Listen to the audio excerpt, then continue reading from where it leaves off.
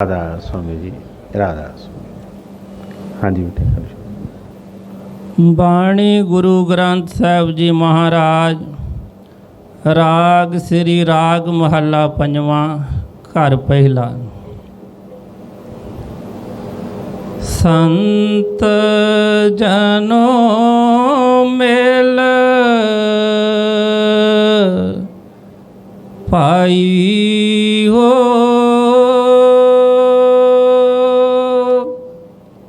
सच्चा नाम समाल।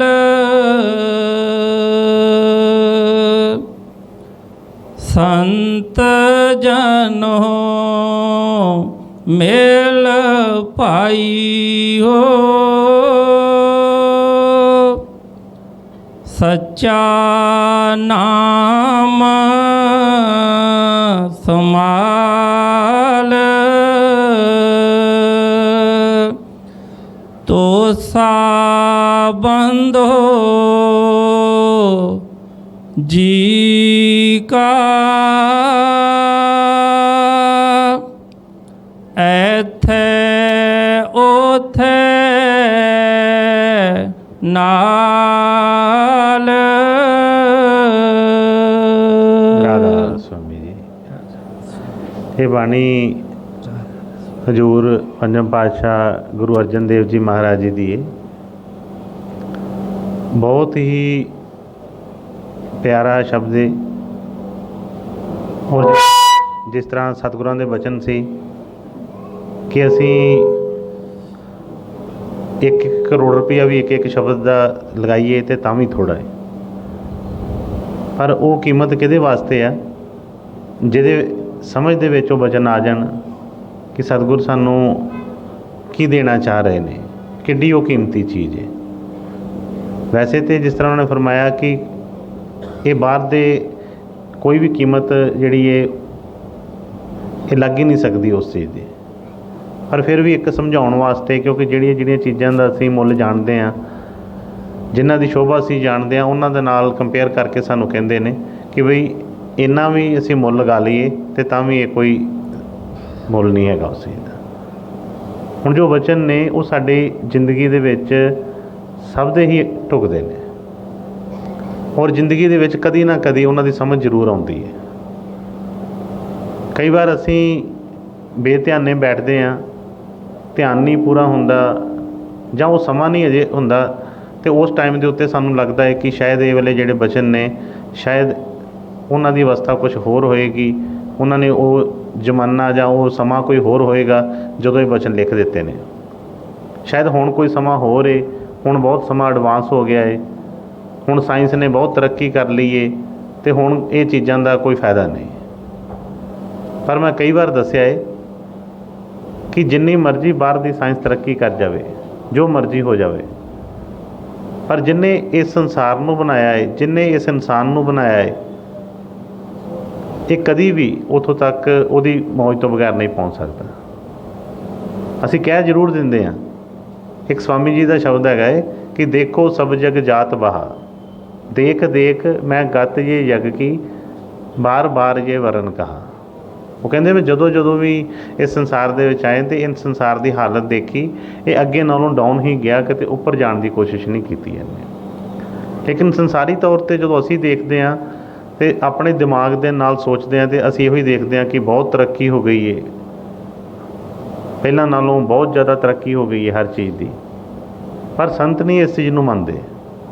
ਉਹ ਕਹਿੰਦੇ ਕਿ ਕਾਹਦੀ ਤਰੱਕੀ ਹੈ, ਕਿਉਂਕਿ ਜਾਂ ਤਾਂ ਇਨਸਾਨ ਅੱਗੇ ਨਾਲੋਂ ਜ਼ਿਆਦਾ ਸੁਖੀ ਹੋ ਗਿਆ ਹੋਵੇ, ਸਾਧਨ ਤਾਂ ਬਹੁਤ ਵੱਧ ਗਏ ਨੇ।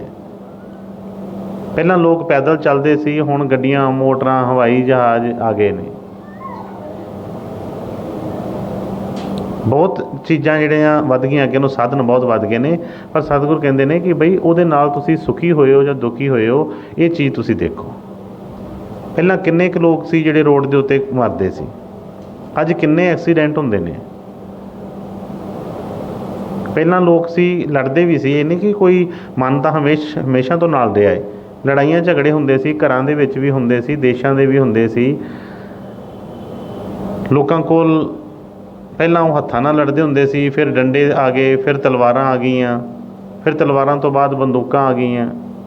ਜਦੋਂ ਤਲਵਾਰਾਂ ਜਾਂ ਡੰਡੇ ਹੁੰਦੇ ਸੀ ਤਾਂ ਸੋਚੋ ਕਿ ਇੱਕ ਬੰਦਾ ਕਿੰਨੇ ਕੁ ਬੰਦਿਆਂ ਨੂੰ ਮਾਰ ਸਕਦਾ ਸੀ, ਜਿੰਨਾ ਮਰਜ਼ੀ ਸੂਰਮਾ ਹੋਵੇ। ਜਿਉਂ ਤਰੱਕੀ ਹੋਈ, ਹੁਣ ਰਫਲਾਂ ਆ ਗਈਆਂ, ਬੰਦੂਕਾਂ ਐਸੀਆਂ ਆ ਗਈਆਂ ਕਿ ਇੱਕ ਮਿੰਟ ਦੇ ਵਿੱਚ ਉਹ 500 ਗੋਲੀ ਜਿਹੜੀ ਚੱਲ ਜਾਂਦੀ ਹੈ, ਕਿੰਨੇ ਲੋਕ ਜਿਹੜੇ ਨੇ ਖਤਮ ਹੋ ਜਾਂਦੇ ਨੇ। ਫਿਰ ਉਸ ਤੋਂ ਬਾਅਦ ਤੋਪਾਂ ਆ ਗਈਆਂ, ਬੰਬਾਂ ਦੇ ਗੋਲੇ ਏਡੇ ਵੱਡੇ ਆ ਗਏ ਕਿ ਇੱਕ ਦੇਸ਼ 'ਤੇ ਸੁੱਟੋ, ਸਾਰਾ ਦੇਸ਼ ਬਰਬਾਦ। ਬਿਮਾਰੀਆਂ ਸੀ, ਜੇ ਉਹਦੇ ਵੱਲ ਦੇਖੀਏ ਕਿ ਪਹਿਲਾਂ ਲੋਕ, ਅੱਜ ਬਹੁਤ ਜ਼ਿਆਦਾ ਤਰੱਕੀ, ਹਰ ਇੱਕ ਚੀਜ਼ 'ਚ ਪਤਾ ਹੈ ਇਹਦੇ ਵਿੱਚ ਇਹ ਨਿਊਟ੍ਰੀਸ਼ਨ ਹੈਗੇ ਨੇ, ਆਹ ਚੀਜ਼ਾਂ ਇਹਦੇ ਵਿੱਚ ਗਲਤ ਨੇ, ਆਹ ਚੀਜ਼ਾਂ ਸਹੀ ਨੇ। ਪਹਿਲਾਂ ਲੋਕਾਂ ਨੂੰ ਇੰਨੀ ਜਾਣਕਾਰੀ ਨਹੀਂ ਸੀ, ਪਰ ਫਿਰ ਵੀ ਲੋਕ ਘੱਟ ਬਿਮਾਰ ਹੁੰਦੇ ਸੀ। ਹੌਸਪੀਟਲ ਜਿਹੜੇ ਸੀ, ਕੋਈ ਨਾਮਾਤਰ ਕਹਿ ਲਓ, ਘੱਟ ਬਹੁਤ, ਇੱਕ ਅੱਧਾ ਵੈਦ ਹੁੰਦਾ ਸੀ ਇਲਾਕੇ ਦੇ ਵਿੱਚ, ਸਾਰੇ ਉਹਦੇ ਕੋਲ ਦਵਾਈ ਲੈ ਕੇ ਠੀਕ ਹੋ ਜਾਂਦੇ ਸੀ। ਅੱਜ ਗਲੀ ਦੇ ਵਿੱਚ, ਮੋੜ ਦੇ ਉੱਤੇ ਡਾਕਟਰਾਂ ਦੀਆਂ ਦੁਕਾਨਾਂ ਨੇ, ਤਾਂ ਵੀ ਉਹ ਬਚਾ ਨਹੀਂ ਹੋ ਰਿਹਾ, ਕੁਛ ਨਹੀਂ ਹੋ ਰਿਹਾ। ਮਤਲਬ ਕੀ ਹੈ ਕਿ ਸਭ ਕੁਛ ਕਰਕੇ ਵੀ ਅਸੀਂ ਉੱਪਰ ਨਹੀਂ ਜਾ ਪਾ ਰਹੇ। ਸਾਨੂੰ ਲੱਗਦਾ ਹੈ ਇਸ ਤਰ੍ਹਾਂ ਕਿ ਅਸੀਂ ਬਹੁਤ ਤਰੱਕੀ ਕਰ ਰਹੇ ਹਾਂ, ਪਰ ਸਤਿਗੁਰੂ ਜੋ ਬਚਨ ਫਰਮਾਉਂਦੇ ਨੇ, ਜੋ ਉਹਨਾਂ ਦੀ ਸਮਝ ਆ ਜਾਵੇ, ਜਿਸ ਤਰੀਕੇ ਨਾਲ ਸਾਨੂੰ ਉਹ ਸਮਝਾਉਣਾ ਚਾਹੁੰਦੇ ਨੇ, ਉਸ ਤਰ੍ਹਾਂ ਦੇ ਤਰੀਕੇ ਦੇ ਨਾਲ ਉਹ ਬਚਨਾਂ ਦੀ ਸਮਝ ਆ ਜਾਵੇ, ਤਾਂ ਇਹ ਜੀਵਨ ਜਿਹੜਾ ਸੁਖੀ ਹੋ ਜਾਂਦਾ ਹੈ। ਇਸੇ ਤਰ੍ਹਾਂ ਜੋ ਅੱਜ ਵੀ ਸਤਿਗੁਰਾਂ ਦੇ ਬਚਨ ਫਰਮਾਏ, ਉਹਨਾਂ ਨੇ ਫਰਮਾਇਆ ਕਿ ਸੰਤ ਜਨੋਂ ਮਿਲ ਭਾਈਓ ਸੱਚਾ ਨਾਮ ਸੰਭਾਲ। ਕਈ ਵਾਰ ਦੱਸਿਆ ਹੈ ਕਿ ਬੜੇ ਪਿਆਰ ਦੇ ਨਾਲ, ਕੋਈ ਦਬਾਅ ਨਹੀਂ। ਆਪਣਾ ਰਿਸ਼ਤਾ ਦੇਖੋ, ਜਿਸ ਤਰ੍ਹਾਂ ਅਸੀਂ ਕਹਿੰਦੇ ਹਾਂ ਕਿ ਅਸੀਂ ਤਾਂ ਬਈ ਭਰਾ ਵਾਂ, ਅਸੀਂ ਤਾਂ ਇਸ ਤਰ੍ਹਾਂ ਹੈ। ਉਹ ਮਾਤਾ ਪਿਤਾ ਹੋ ਕੇ ਵੀ ਸਾਨੂੰ ਇੱਕ ਕਹਿ ਰਹੇ ਨੇ ਕਿ ਹੇ ਭਰਾਓ, ਮੇਰੀ ਗੱਲ ਨੂੰ ਅੱਛੀ ਤਰ੍ਹਾਂ ਸਮਝੋ। ਕਿ ਉਹਨੇ ਫਰਮਾਇਆ ਕਿ ਸੰਤ ਜਨੋਂ ਮਿਲ ਭਾਈਓ, ਕਿ ਸੰਤਾਂ ਨੂੰ ਮਿਲ ਕੇ, ਹੇ ਭਰਾਵੋ, ਜਿਹੜੀ ਚੀਜ਼ ਮੰਗਣ ਵਾਲੀ ਹੈ ਉਹ ਮੰਗਣਾ ਉਹਦੇ ਕੋਲ। ਕਿਉਂਕਿ ਮੈਂ ਕਈ ਵਾਰ ਕਹਿੰਦਾ ਹੈ ਕਿ ਅਸੀਂ ਕੋਈ ਐਸਾ ਨਹੀਂ ਕਿ ਕਦੀ ਸਾਨੂੰ ਸਤਿਗੁਰ ਮਿਲੇ ਨਹੀਂ।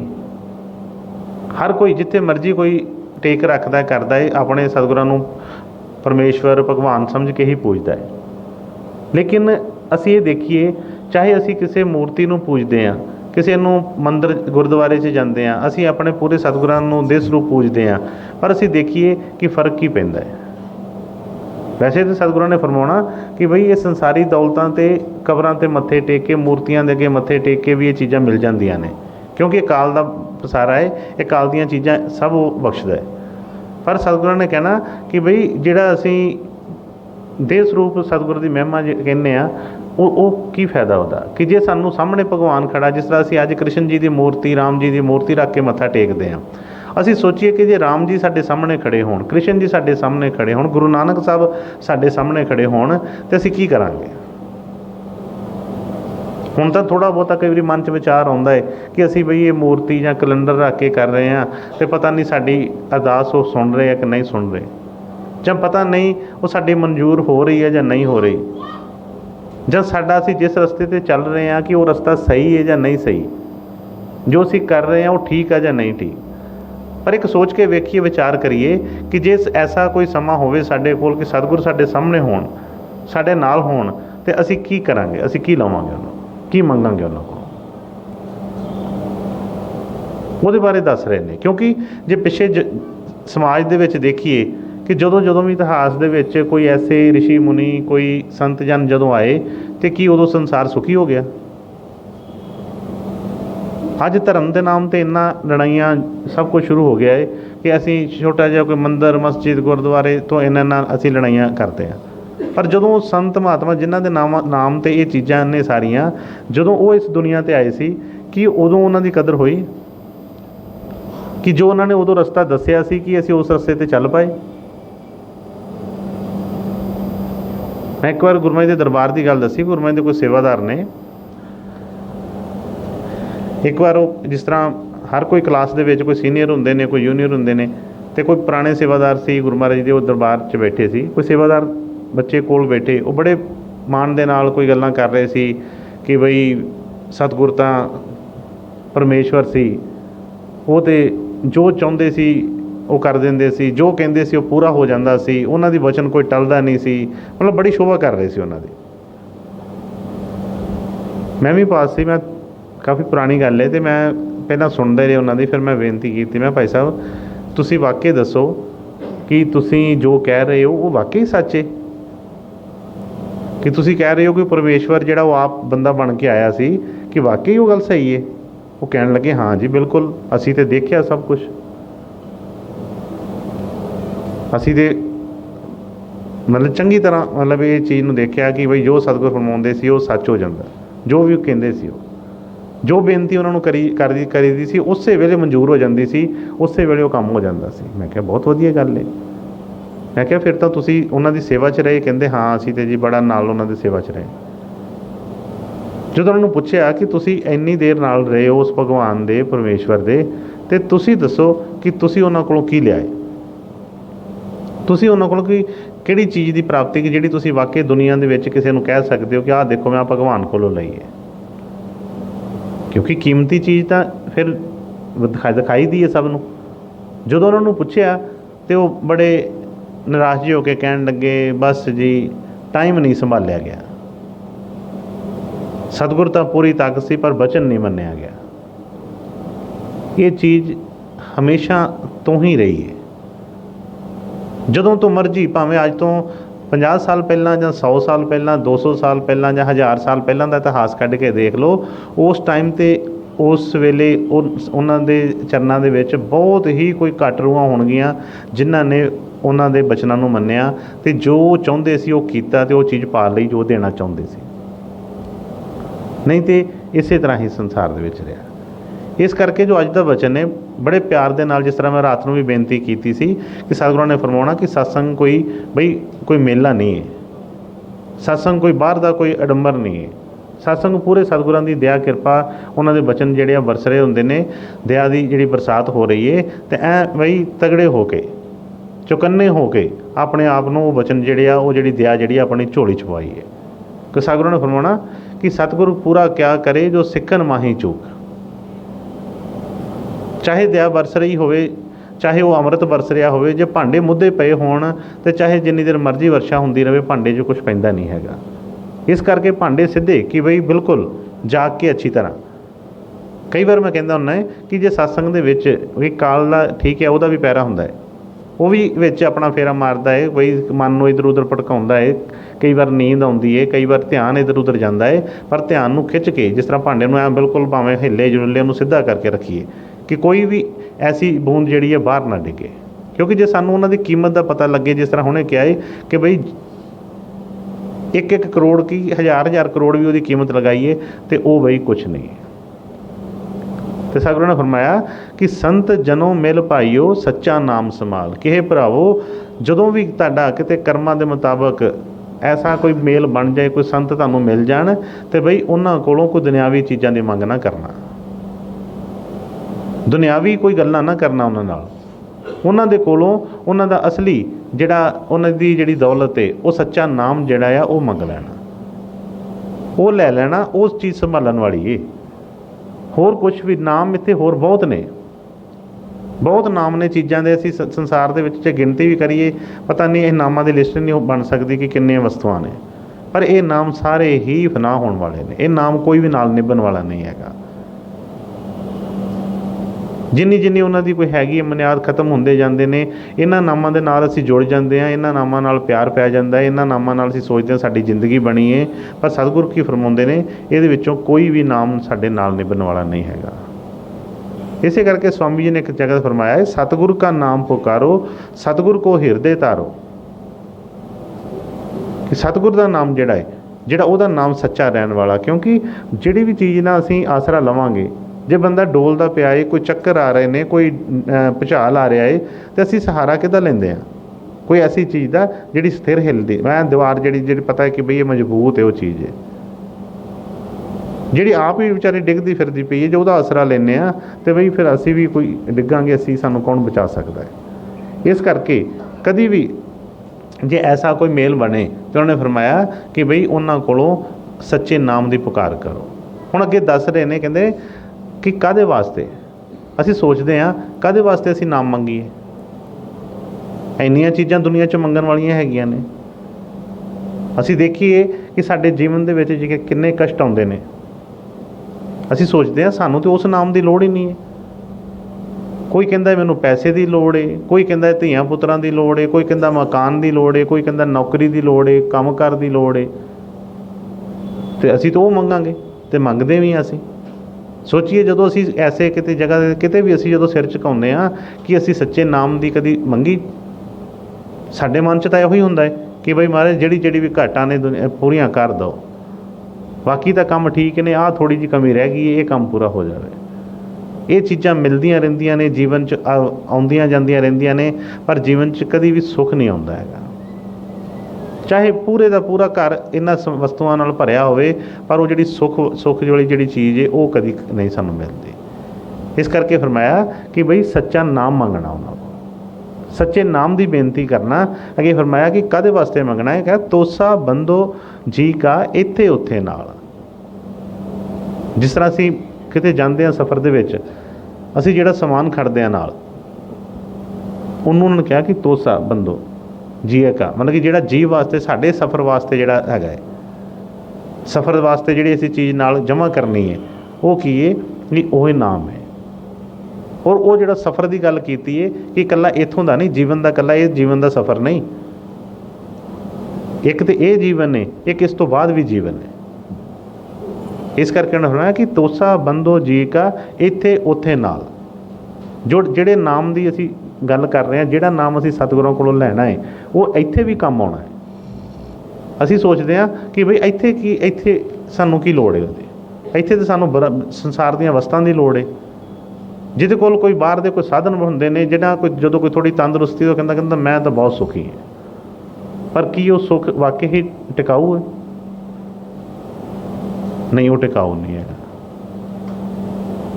ਜਿੰਨਾ ਮਰਜ਼ੀ ਇਹ ਸਾਧਨ ਅਸੀਂ ਜਟਾ ਲਈਏ, ਜਿਸ ਤਰ੍ਹਾਂ ਸਿਕੰਦਰ ਬਾਦਸ਼ਾਹ ਨੇ ਬਹੁਤ ਜਿਹੜਾ ਸੀ ਧਨ ਇਕੱਠਾ ਕਰ ਲਿਆ, ਸਾਰੇ ਸੰਸਾਰ ਨੂੰ ਉਹਨੇ ਜਿੱਤ ਲਿਆ ਸੀ, ਪਰ ਲਾਸਟ ਦੇ ਉੱਤੇ ਫਿਰ ਮੰਗਤਿਆਂ ਵਾਂਗੂ ਬੰਦੇ ਦੇ ਕੋਲ ਹੀ ਫਿਰ ਉਹ ਮੰਗਦਾ ਪਿਆ ਏ ਕਿ ਬਈ ਮੈਨੂੰ 4 ਸਾਹ ਦੇ ਦਿਓ।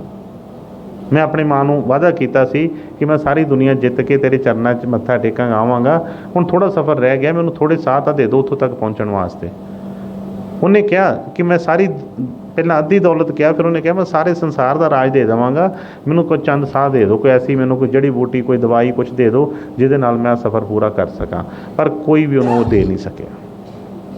ਕਿ ਇੱਥੇ ਉਸ ਚੀਜ਼ ਦਾ ਸਾਰੇ ਸੰਸਾਰ ਜਿੱਤ ਕੇ ਵੀ ਕੀ ਮੁੱਲ ਪਿਆ, ਜੇ ਇੱਕ ਸਾਹ ਨਹੀਂ ਖਰੀਦ ਸਕਿਆ ਉਹਦੇ ਵਾਸਤੇ।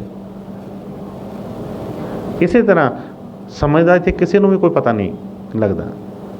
ਅਸੀਂ ਸਾਰੀਆਂ ਲੜਾਈਆਂ, ਝਗੜੇ, ਮਾਣ ਵਡਿਆਈਆਂ ਸਭ ਕੁਛ ਕਾਹਦੇ ਵਾਸਤੇ ਕਰਦੇ ਰਹਿੰਦੇ ਹਾਂ? ਸਾਨੂੰ ਉਹ ਭੁੱਲਿਆ ਹੀ ਹੁੰਦਾ ਸੀ, ਸਾਨੂੰ ਲੱਗਦਾ ਹੈ ਕਿ ਇਹ ਤਾਂ ਇੱਦਾਂ ਹੀ ਚੱਲਦਾ ਰਹਿਣਾ ਹੈ।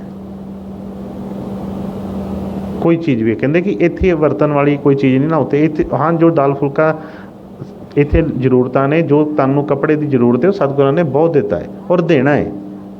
ਬਈ ਗੁਰੂ ਇਹਨੂੰ ਐਸਾ ਤਾਂ ਨਹੀਂ ਕੋਈ ਭੁੱਖਿਆ ਮਾਰ ਦਿੰਦਾ ਹੈ, ਸਭ ਕੁਛ ਦਿੰਦਾ ਇਹਨੂੰ, ਪਰ ਅਸੀਂ ਆਪਣੀਆਂ ਖਵਾਹਿਸ਼ਾਂ ਵਧਾਈ ਜਾਂਦੇ ਹਾਂ, ਉਹਨਾਂ ਦਾ ਤਾਂ ਕੋਈ ਅੰਤ ਹੀ ਨਹੀਂ ਨਾ ਹੈਗਾ। ਖਵਾਹਿਸ਼ਾਂ ਜਿੰਨੀ ਮਰਜ਼ੀ ਵਧਾਈ ਜਾਈਏ ਅਸੀਂ, ਪਰ ਜੋ ਜ਼ਰੂਰਤਾਂ ਨੇ, ਜ਼ਰੂਰਤਾਂ ਸਤਿਗੁਰ ਸਾਰਿਆਂ ਦੇ ਪੂਰੀਆਂ ਕਰਦੇ ਨੇ, ਐਸਾ ਕੋਈ ਬੰਦਾ ਨਹੀਂ ਹੈਗਾ। ਜੋ ਪੱਥਰਾਂ ਦੇ ਵਿੱਚ ਕੀੜਿਆਂ ਨੂੰ ਪਾਲਦਾ ਹੈ, ਜਿਹੜੇ ਦਰਖਤਾਂ ਦੇ ਉੱਤੇ ਵਿਚਾਰੇ ਜਿੰਨੇ ਆਲਣੇ ਬਣਾ ਕੇ, ਜਿਨ੍ਹਾਂ ਦੇ ਕੋਲ ਕੋਈ ਨੌਕਰੀ ਨਹੀਂ, ਕੋਈ ਦਾਣਾ ਨਹੀਂ, ਕੋਈ ਕਿਸੇ ਤਰ੍ਹਾਂ ਦਾ ਕੋਈ ਗੋਦਾਮ ਨਹੀਂ, ਉਹਨਾਂ ਨੂੰ ਵੀ ਤਾਂ ਰੋਜ਼ ਦਾਣਾ ਦਿੰਦਾ ਪਿਆ। ਪੇਟ ਪਾਲਣ ਵਾਸਤੇ ਕੁਛ ਨਾ ਕੁਛ ਹਰ ਇੱਕ ਨੂੰ ਮਿਲਦਾ ਪਿਆ, ਹਰ ਇੱਕ ਵਾਸਤੇ ਉਹਨੂੰ। ਬਈ ਜਿਹੜਾ ਕੋਈ ਠੰਡੀ ਜਗ੍ਹਾ 'ਤੇ ਰਹਿ ਰਿਹਾ, ਉਹਨੂੰ ਉਹੋ ਜਿਹਾ ਪਰ ਦੇ ਦਿੱਤੇ ਨੇ, ਐਸੀ ਉਹਨੂੰ ਦੇ ਦਿੱਤੇ ਕਿ ਉਹਨੂੰ ਉਹ ਚੀਜ਼ ਤੋਂ ਢੱਕਿਆ ਜਾਵੇ। ਜਿੱਥੇ ਜਿੱਥੇ ਕੋਈ ਜੀਵ ਨੂੰ ਪੈਦਾ ਕੀਤਾ, ਉਹੋ ਜਿਹਾ ਹੀ ਉਹਦੇ ਵਾਸਤੇ ਇੰਤਜ਼ਾਮ ਕੀਤਾ ਪਿਆ ਹੈ। ਅਤੇ ਬਈ ਜੇ ਸਾਨੂੰ ਪੈਦਾ ਕੀਤਾ ਹੈ ਅਤੇ ਅਸੀਂ ਕੋਈ ਐਸਾ ਤਾਂ ਨਹੀਂ ਹੋਏਗਾ ਕਿ ਸਾਨੂੰ ਕੋਈ ਇਸ ਤਰ੍ਹਾਂ ਹੀ ਉਹਨੇ ਜਨਮ ਦੇ ਕੇ ਸੁੱਟ ਦਿੱਤਾ। ਇਸ ਕਰਕੇ ਫਰਮਾਉਂਦੇ ਕਿ ਬਈ ਸੰਤਾਂ ਨੂੰ ਮਿਲ ਕੇ ਕਦੀ ਵੀ ਕੋਈ ਹੋਰ ਦੀ ਸੰਸਾਰੀ ਬੇਨਤੀ ਨਾ ਕਰੋ, ਉਹਨਾਂ ਕੋਲੋਂ ਉਸ ਨਾਮ ਦੀ ਦੌਲਤ ਮੰਗੀਏ ਜਿਹੜੀ ਇੱਥੇ ਵੀ ਨਾਲ ਰਹਿਣੀ ਹੈ, ਅੱਗੇ ਵੀ ਨਾਲ ਰਹਿਣੀ ਹੈ। ਬਾਕੀ ਇੱਥੇ ਜਿਹੜੇ ਦੁੱਖ ਸੁੱਖ ਆ ਰਹੇ ਨੇ, ਠੀਕ ਹੈ, ਕੋਈ ਐਸਾ ਨਹੀਂ ਹੈ, ਉਹ ਦਿਆ ਕਰਦੇ ਨੇ, ਪਰ ਇਹ ਦੁੱਖ ਸੁੱਖ ਜਿਹੜੇ ਨੇ ਸਾਡੇ ਕਰਮਾਂ ਦੇ ਨੇ।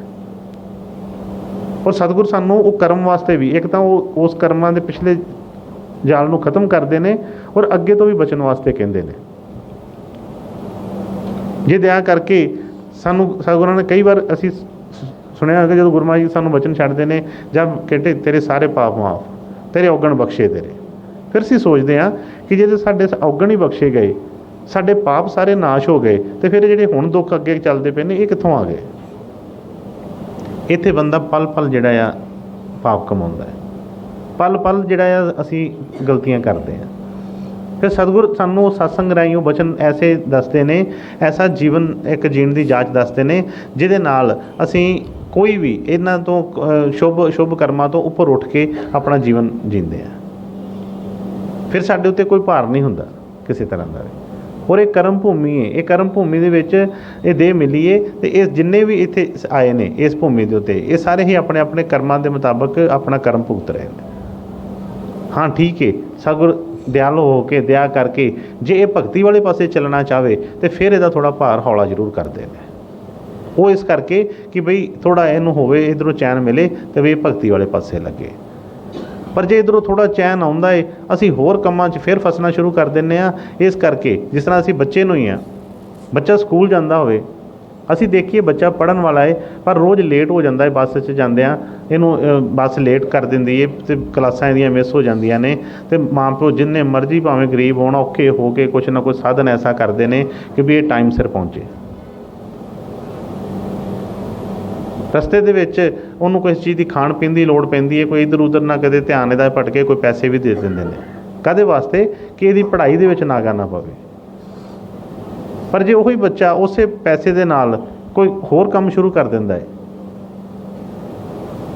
ਜੇ ਉਹ ਸਾਧਨ ਜਿਹੜੇ ਦਿੱਤੇ ਨੇ, ਕੋਈ ਮੋਟਰਸਾਈਕਲ ਲੈ ਕੇ ਦੇ ਦਿੱਤਾ, ਕੋਈ ਸਕੂਟਰ ਲੈ ਕੇ ਦੇ ਦਿੱਤਾ, ਉਹਦੇ ਨਾਲ ਹੋਰ ਸਕੂਲ ਜਾਣ ਦੀ ਬਜਾਏ ਹੋਰ ਜਗ੍ਹਾ ਦੇ ਉੱਤੇ ਘੁੰਮਣਾ ਸਟਾਰਟ ਕਰ ਦਿੰਦਾ ਹੈ, ਸਭ ਕੁਛ ਕਰਦਾ ਹੈ, ਅਤੇ ਫਿਰ ਬਈ ਉਹ ਕਸ ਲਗਾ ਦਿੰਦੇ ਨੇ। ਜਦੋਂ ਉਹਨਾਂ ਨੂੰ ਨੌਲੇਜ ਆਉਂਦੀ, ਜਦੋਂ ਪਤਾ ਲੱਗਦਾ ਹੈ, ਉਹ ਹੌਲੀ ਹੌਲੀ ਉਹ ਚੀਜ਼ਾਂ ਲੈਣੀਆਂ ਸ਼ੁਰੂ ਕਰ ਦਿੰਦੇ ਨੇ ਵਾਪਸ, ਕਿ ਬਈ ਇਹਨੂੰ ਤਾਂ ਜਿਸ ਵਾਸਤੇ ਇਹਨੂੰ ਇਹ ਚੀਜ਼ਾਂ ਦਿੱਤੀਆਂ ਅਤੇ ਭੁੱਲ ਗਿਆ ਸਭ ਕੁਛ। ਇਸ ਲਈ ਜੋ ਵੀ ਸਤਿਗੁਰਾਂ ਨੇ ਵਚਨ ਨੂੰ ਲਗਾਏ ਨੇ, ਕਿਉਂ ਗੁਰੂ ਮਹਾਰਾਜ ਨੇ ਕਈ ਵਾਰ ਫਰਮਾਉਣਾ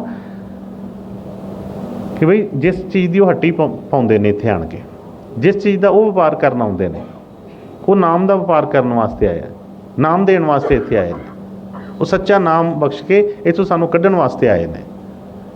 ਅਤੇ ਜਦੋਂ ਅਸੀਂ ਉਹਨਾਂ ਦੇ ਕੋਲ ਸਿਰਫ ਸੰਸਾਰੀ ਚੀਜ਼ਾਂ ਮੰਗਦੇ ਹਾਂ ਤਾਂ ਉਹ ਨਹੀਂ ਮਿਲਦੀ। ਕਿਉਂ? ਉਹਨਾਂ ਨੇ ਫਰਮਾਉਣਾ ਕਿ ਬਈ ਉਹ ਦੁਕਾਨ ਜਿਹੜੀ ਜਾਂ ਹੱਟੀ ਜੋ ਵੀ ਉਹਨਾਂ ਨੇ ਫਰਮਾਉਣਾ ਕਿ ਉਹ ਤਾਂ ਉਹਨਾਂ ਦੇ ਉਸ ਸੱਚੇ ਨਾਮ ਦੀ ਹੈ, ਪਰ ਇਹ ਸੰਸਾਰੀ ਚੀਜ਼ਾਂ ਸਿਰਫ ਉਹ ਕਹਿੰਦੇ ਝੁੰਗਾ ਹੈ, ਸਿਰਫ ਉਹਨਾਂ ਵਾਸਤੇ ਇਹ ਕੋਈ ਵੱਡੀਆਂ ਚੀਜ਼ਾਂ ਨਹੀਂ ਹੈਗੀਆਂ। ਜਿਸ ਤਰ੍ਹਾਂ ਬੱਚੇ ਪਰ ਪੁਰਾਣੇ ਲੋਕ ਜਿਸ ਤਰ੍ਹਾਂ ਬੱਚੇ ਜਾਂਦੇ ਸੀ ਜਦੋਂ ਦੁਕਾਨਾਂ 'ਤੇ, ਅਤੇ ਦੁਕਾਨ 'ਤੇ ਜਾ ਕੇ ਕੋਈ ਕਿਲੋ ਖੰਡ ਲੈਣੀ, ਕੋਈ ਚਾਹ ਪੱਤੀ ਲੈਣੀ, ਕੋਈ ਦਾਲਾਂ ਲੈਣੀਆਂ, ਕੁਛ ਹੀ ਸਮਾਨ ਲੈ ਕੇ, ਅਤੇ ਬੱਚੇ ਨੇ ਉਹਦੇ ਪੈਸੇ ਦੇ ਕੇ ਅਤੇ ਕਹਿਣਾ ਹੁਣ ਜੀ ਅੰਕਲ ਜੀ ਝੁੰਗਾ ਦਿਓ ਜੀ। ਦੁਕਾਨਦਾਰ ਨੇ ਕੋਈ ਨਾ ਕੋਈ ਟੌਫੀ, ਕੋਈ ਫੁੱਲੀਆਂ, ਕੋਈ ਨਾ ਕੋਈ ਚੀਜ਼ ਥੋੜ੍ਹੀ ਜਿਹੀ ਕੱਢ ਕੇ ਦੇ ਦੇਣੀ, ਉਹਦਾ ਕੋਈ ਪੈਸਾ ਨਹੀਂ ਸੀ ਹੁੰਦਾ। ਹੁਣ ਬੱਚਾ ਜੇ ਸੋਚੋ ਕਿ ਸਮਾਨ ਤਾਂ ਕੋਈ ਲਵੇ ਨਾ ਦੁਕਾਨ ਤੋਂ, ਅਤੇ ਰੋਜ਼ ਆਵੇ ਅਤੇ ਕਹੇ ਕਿ ਅੰਕਲ ਜੀ ਝੁੰਗਾ ਦਿਓ, ਕਾਹਦਾ ਝੁੰਗਾ? ਉਹ ਨਹੀਂ ਦਿੰਦਾ ਕੋਈ ਵੀ। ਉਹ ਪਹਿਲਾਂ ਸਮਾਨ ਕਹਿੰਦੇ ਸੀ ਸਮਾਨ ਕਿਹੜਾ ਲੈਣਾ। ਜਦੋਂ ਕੋਈ ਦੁਕਾਨ ਬੱਚੇ ਕੋਈ ਸਮਾਨ ਲੈ ਕੇ ਫਿਰ ਉਹਨੂੰ ਉਹ ਦਿੰਦੇ ਸੀ ਕੋਈ ਟੌਫੀ ਚੋਕਲੇਟ।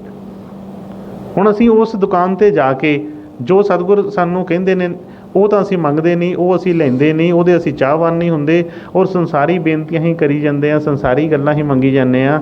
ਇਸ ਕਰਕੇ ਫਿਰ ਦੇਰੀ ਹੁੰਦੀ ਹੈ ਉਸ ਚੀਜ਼ ਦੇ ਵਿੱਚ। ਫਿਰ ਕਈ ਵਾਰ ਸਾਡੀ ਬੇਨਤੀ, ਉਹ ਪੁਕਾਰ ਸੁਣ ਕੇ ਜਦੋਂ ਦੇਖਦੇ ਕਿ ਸ਼ਾਇਦ ਹੋ ਸਕਦਾ ਕਿ ਹੁਣ ਇਹ ਚੱਲੇਗਾ, ਹੁਣ ਇਹਨੂੰ ਇਹ ਪਤਾ ਲੱਗ ਗਿਆ ਦੁਨੀਆਦਾਰ ਕਿ ਇਹਦੇ 'ਚ ਕੋਈ ਆਪਣਾ ਨਹੀਂ ਹੈ, ਇਹਦੇ 'ਚ ਕੋਈ ਕੁਛ ਨਹੀਂ ਹੈ, ਹੁਣ ਇਹ ਸੱਚੇ ਨਾਮ ਦੀ ਮੰਗ ਕਰੇਗਾ, ਹੁਣ ਇਹ ਸਹੀ ਰਸਤੇ 'ਤੇ ਚੱਲੇਗਾ, ਫਿਰ ਉਹ ਦਇਆ ਕਰਕੇ ਇਹਨੂੰ ਕੁਝ ਨਾ ਕੁਝ ਸਾਧਨ ਬਖਸ਼ ਦਿੰਦੇ ਨੇ।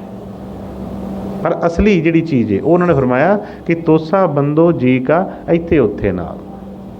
ਬਈ ਉਹ ਜਿਹੜਾ ਸਤਿਗੁਰਾਂ ਦਾ ਨਾਮ ਹੈ ਉਹਨੇ ਇੱਥੇ ਵੀ ਸਾਡੀ ਰੱਖਿਆ ਕਰਨੀ ਹੈ ਅਤੇ ਅੱਗੇ ਵੀ ਉਹਨੇ ਹੀ ਸਹਾਈ ਹੋਣਾ ਹੈ। ਇਸ ਲਈ ਸਿਰਫ ਅਤੇ ਸਿਰਫ ਸਤਿਗੁਰਾਂ ਦੇ ਪਾਸੋਂ ਜੇ ਕਦੀ ਐਸਾ ਮੌਕਾ ਮਿਲਦਾ, ਜੇ ਸਤਿਗੁਰ ਕਿਤੇ ਦਿਆਲ ਹੁੰਦੇ ਨੇ, ਅਤੇ ਉਹਨਾਂ ਕੋਲੋਂ ਉਸ ਨਾਮ ਦੀ ਮੰਗ ਕਰੋ।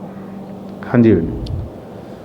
ਸੰਤ ਜਨੋ ਮਿਲ ਭਾਈ ਹੋ, ਸੱਚਾ ਨਾਮ ਸਮਾਲ, ਤੋਸਾ ਬੰਦੋ ਜੀ ਕਾ ਇੱਥੇ ਉੱਥੇ ਨਾਲ, ਗੁਰ ਪੂਰੇ ਤੇ ਪਾਈਐ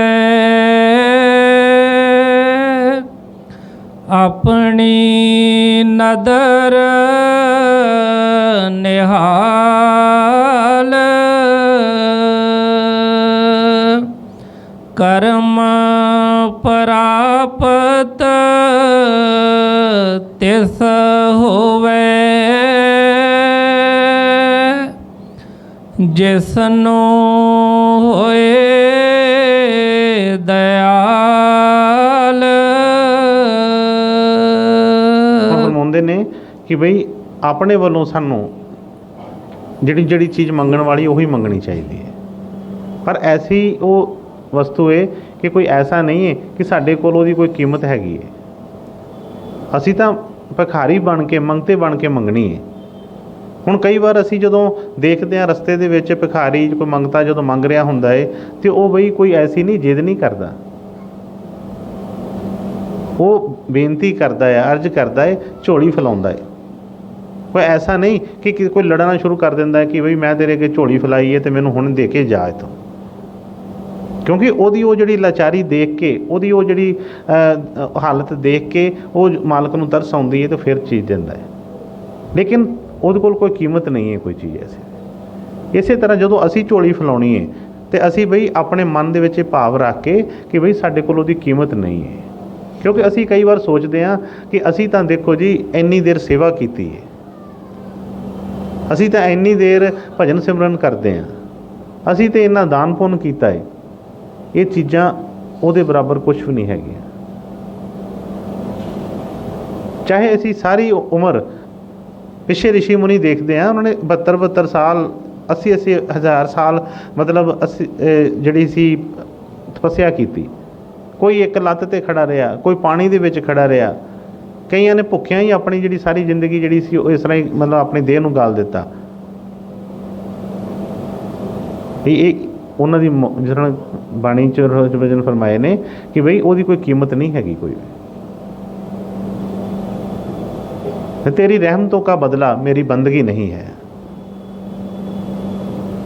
ਕਿਉਂਕਿ ਉਹਦੀਆਂ ਰਹਿਮਤਾਂ ਇੰਨੀਆਂ ਨੇ, ਅਸੀਂ ਉਹਦਾ ਕੀ ਹਿਸਾਬ ਲਗਾਵਾਂਗੇ। ਜੇ ਇੱਕ ਸਾਹ ਦੀ ਕੀਮਤ ਪੂਰੇ ਸੰਸਾਰ ਦੀ ਦੌਲਤ ਇਕੱਠੀ ਕਰਦੀ ਇੱਕ ਸਾਹ ਨਹੀਂ ਆ ਸਕਦਾ, ਤੇ ਸਾਨੂੰ ਸੋਚੀਏ ਇੰਨੇ ਸਾਹ ਦਿੱਤੇ ਨੇ, ਇੰਨਾ ਸਾਨੂੰ ਸਭ ਕੁਝ ਦਿੱਤਾ ਹੈ ਜੋ ਵੀ ਹੈ, ਇਹਦੀ ਕੀ ਕੀਮਤ ਅਸੀਂ ਦੇਵਾਂਗੇ ਉਹਦੀ।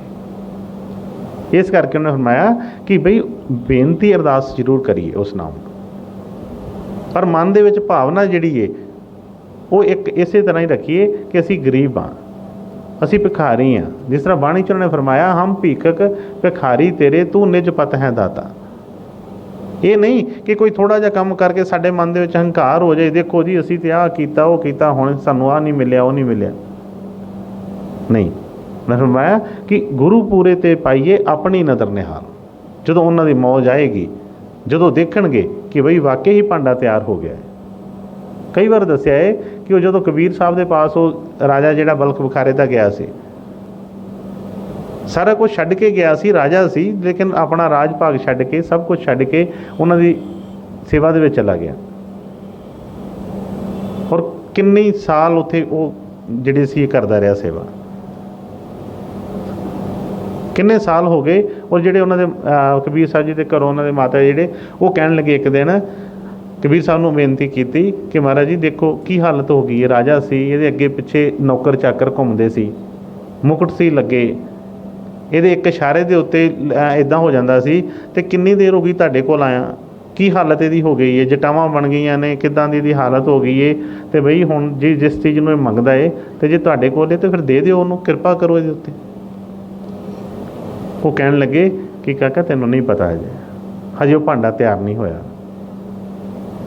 ਹੁਣ ਜਿਸ ਤਰ੍ਹਾਂ ਅਸੀਂ ਕਈ ਵਾਰੀ ਕਹਿ ਦਿੰਦੇ ਹਾਂ ਕਦੋਂ ਦਿਆ ਹੋਣੀ, ਜਦੋਂ ਅਸੀਂ ਮਰ ਜਾਂਗੇ, ਕਦੋਂ ਸੁੱਖ ਹੋਏਗਾ, ਜਦੋਂ ਅਸੀਂ ਇੱਥੋਂ ਖਤਮ ਹੋ ਜਾਂਗੇ, ਮਨ 'ਚ ਆਉਂਦਾ ਹੈ। ਇਸੇ ਤਰ੍ਹਾਂ ਉਹ ਵੀ ਕਹਿਣ ਲੱਗੇ ਕਿ ਕਦੋਂ ਕਰੋਗੇ ਦਿਆ, ਕਦੋਂ ਭਾਂਡਾ ਤਿਆਰ ਹੋਣਾ ਇਹਦਾ।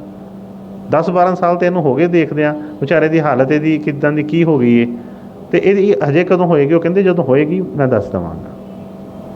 ਹੁਣ ਉਹ ਅੰਤਰਜਾਮੀ ਹੁੰਦੇ ਨੇ, ਉਹਨਾਂ ਨੂੰ ਪਤਾ ਹੈ ਕਿ ਕੀ ਹਾਲਤ ਹੈ।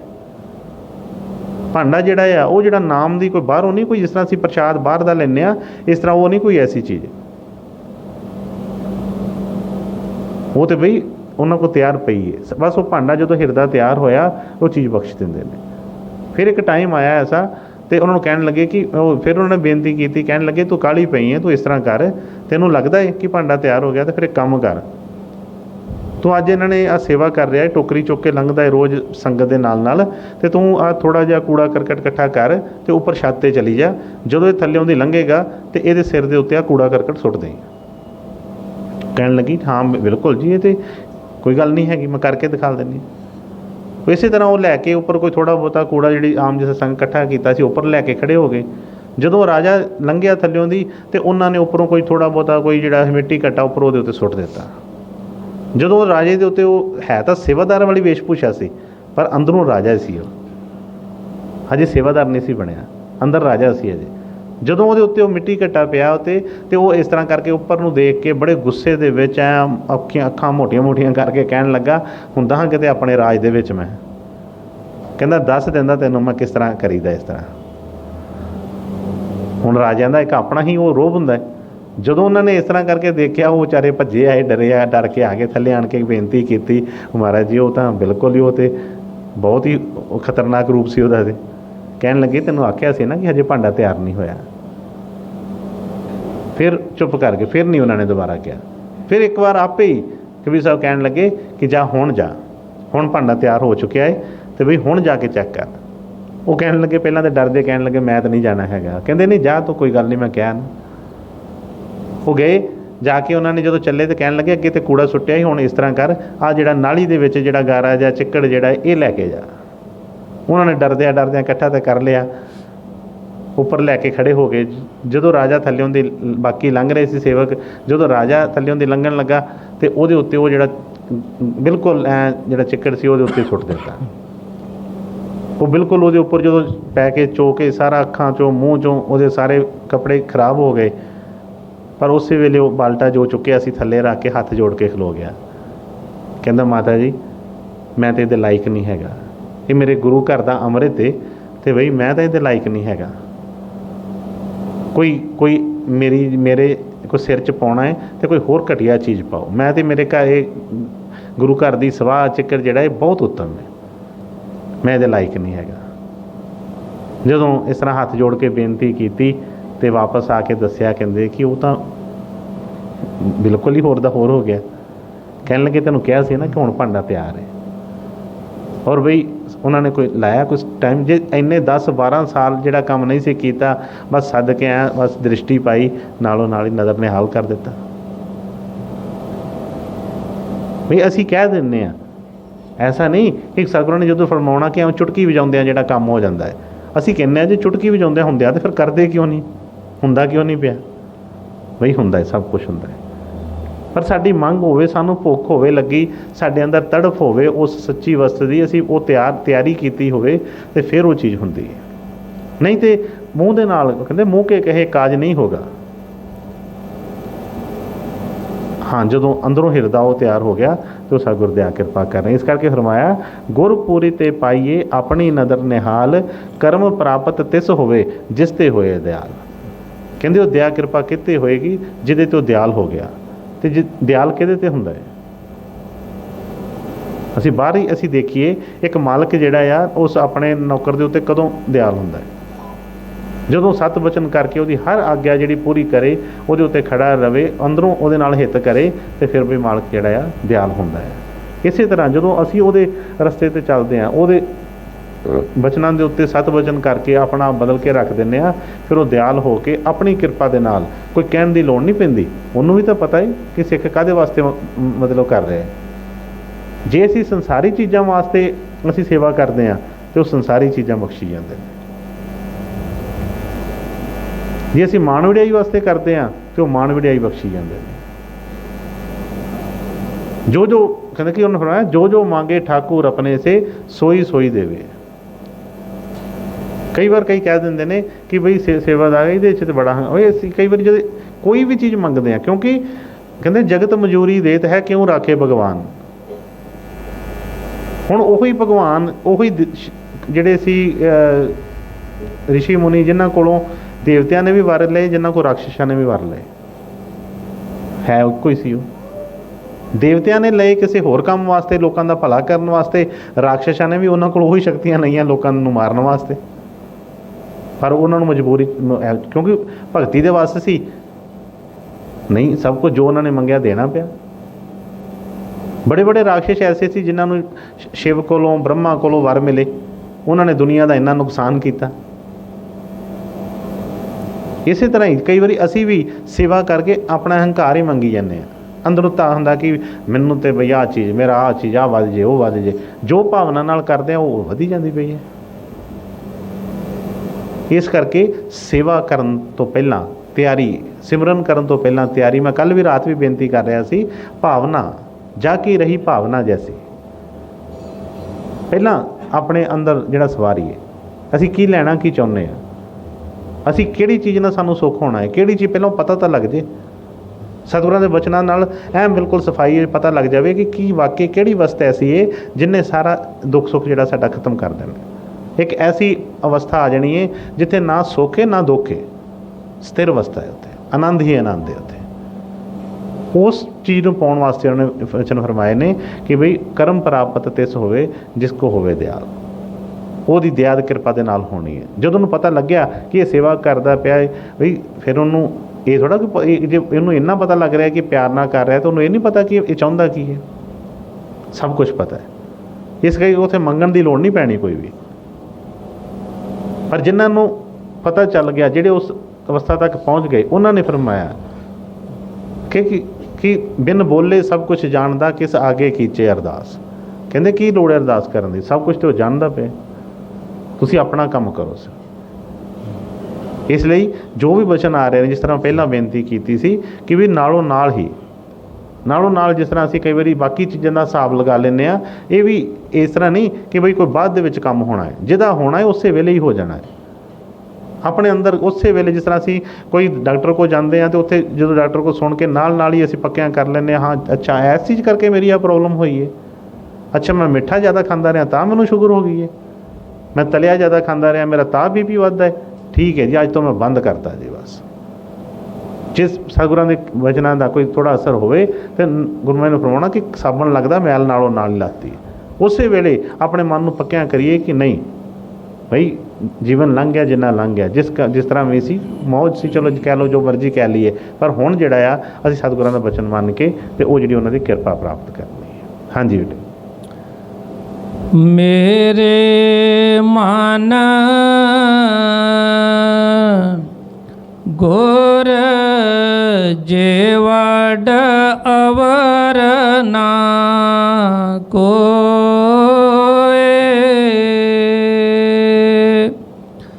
ਦੂਜਾ ਥਾਉ ਨਾ ਕੋ ਸੁਜੈ, ਗੁਰ ਮਿਲੇ ਸੱਚ ਸੋਏ। ਹੁਣ ਦੇਖੋ ਬਾਣੀ ਵਿੱਚ ਉਹਨਾਂ ਨੇ ਬੜੀ ਜਗ੍ਹਾ ਤੇ ਫਰਮਾਇਆ ਹੈ, ਮੈਂ ਕਿ ਗੁਰੂ ਜਿਹਾ ਨਾਹੀ ਕੋਈ ਦੇਵ, ਪਰ ਜਿਸ ਕੇ ਧੁਰ ਮਸਤਕ ਭਾਗ ਜੋ ਲਾਗਾ ਸੇ। ਗੁਰੂ ਵਰਗਾ ਕਹਿੰਦੇ ਕੋਈ ਨਹੀਂ ਹੈ। ਕਹਿੰਦੇ ਗੁਰੂ ਬ੍ਰਹਮਾ, ਗੁਰੂ ਵਿਸ਼ਨੂੰ, ਗੁਰੂ ਸਾਖਸ਼ਾਤ ਮਹੇਸ਼ਵਰ ਆ। ਉਹੀ ਵਿਸ਼ਨੂੰ ਹੈ, ਉਹੀ ਬ੍ਰਹਮਾ ਹੈ, ਉਹੀ ਸ਼ਿਵ ਹੈ, ਉਹੀ ਸਭ ਕੁਛ ਹੈ। ਪਰ ਭਾਗ ਹੋਵੇ ਤੇ ਗੱਲ ਇਹ ਫਿਰ ਬਣਦੀ ਹੈ। ਕਹਿੰਦੇ ਜਿਸ ਮਸਤਕ ਭਾਗ ਸੋ ਲਾਗਾ ਸੇ। ਬਾਣੀ 'ਚ ਕਈ ਜਗ੍ਹਾ ਨੇ ਫਰਮਾਇਆ ਕਿ ਗੁਰੂ ਗੁਰੂ ਗੁਰ ਕਰ ਮਨ ਮੋਰ, ਗੁਰੂ ਜਿਹਾ ਮੈਂ ਨਾਹੀਂ ਹੋਰ। ਕਹਿੰਦੇ ਗੁਰੂ ਵਰਗਾ ਕੋਈ ਹੋਰ ਨਹੀਂ ਹੈ। स्वामी जी ने बड़ा खोल के लिखा कि गुरु राजी तो करता राजी, कर्म काल की चले न बाजी, गुरु प्रसन्न होवे जिस जन पर वही जीव है सबसे ऊपर। बड़ी उन्होंने उसकी महिमा की है। हर कोई ही पुकार पुकार के कहता है, जिसनों भी कुछ मिलिया है उन्होंने अपने गुरु पासों ही मिलिया है, पर जिन्होंने गुरु पासों भी नहीं मिलिया तो फिर सोचिए उन्होंने मिलेगा कित्थों, फिर मिलेगा फिर वो जिथे मर्जी चला जाए वो नहीं मिल सकती कोई चीज़। इस करके गुरु के पास जिस तरह पहला स्टार्टिंग जो साडा बचन फरमाया कि संत जना मिल भाईओ सच्चा नाम संभाल। तैयारी जो करनी है उदों पता होवे कि भाई असी गुरु को जा रहे हैं, की लैन जा रहे हैं। जो लैन जा रहे हैं वो मिलता जरूर है और मिलिया है। हाँ ये चीज़ हैगी है कि जे असी मंगी वो ऐसी चीज़ है। मैंने याद है एक बार गुरु महाराज जी के नाल सेवा च जाने का मौका मिलिया, किसी जमींदार के घर सत्संग सी, सत्संग हो गया, सत्संग तो बाद जिस तरह घर वाले प्रसाद लिया, सारी संगत ने प्रसाद लिया, घर वाले भी प्रसाद लैन आए, बीबी आई प्रसाद लैन वास्ते, तो गुरु महाराज जी प्रसाद फड़ते पे सी, इस तरह कह लगे महाराज जी कृपा करो हुण दया रखियो घर ते। कहते हाँ बेटे हाँ, कहते महाराज हुण कृपा करो आ जी मझ नवीं लई है ठीक रहे हुण। गुरु महाराज ने प्रसाद इदा फड़िया ही 2 मिनट डक लिया, सुनन लग पे गल, कहते महाराज जी कृपा करो ये ना जो सत्संग कराया ना मैं मझ का ही करवाया वा। कहते अगे बड़िया मझां सी वो ना मतलब बीमार हो जांदियां सी, मर जांदियां सी, तो मैं ना हुणे सत्संग करवाया है, तो हुण कृपा करो मझ ठीक रहे महाराज जी। दुध जिहड़ा वा ना मतलब जी जिस तरह पिछे मझ मर गई सी तो दुध नहीं सी घर च हैगा, तो हुण कृपा करो मझ ठीक रहे। गुरु महाराज फरमाउण लगे कि सॉरी दिओ मैं इन्ना सत्संग सुनिया अजे मंगण का भी नहीं पता लगा की मंगना है।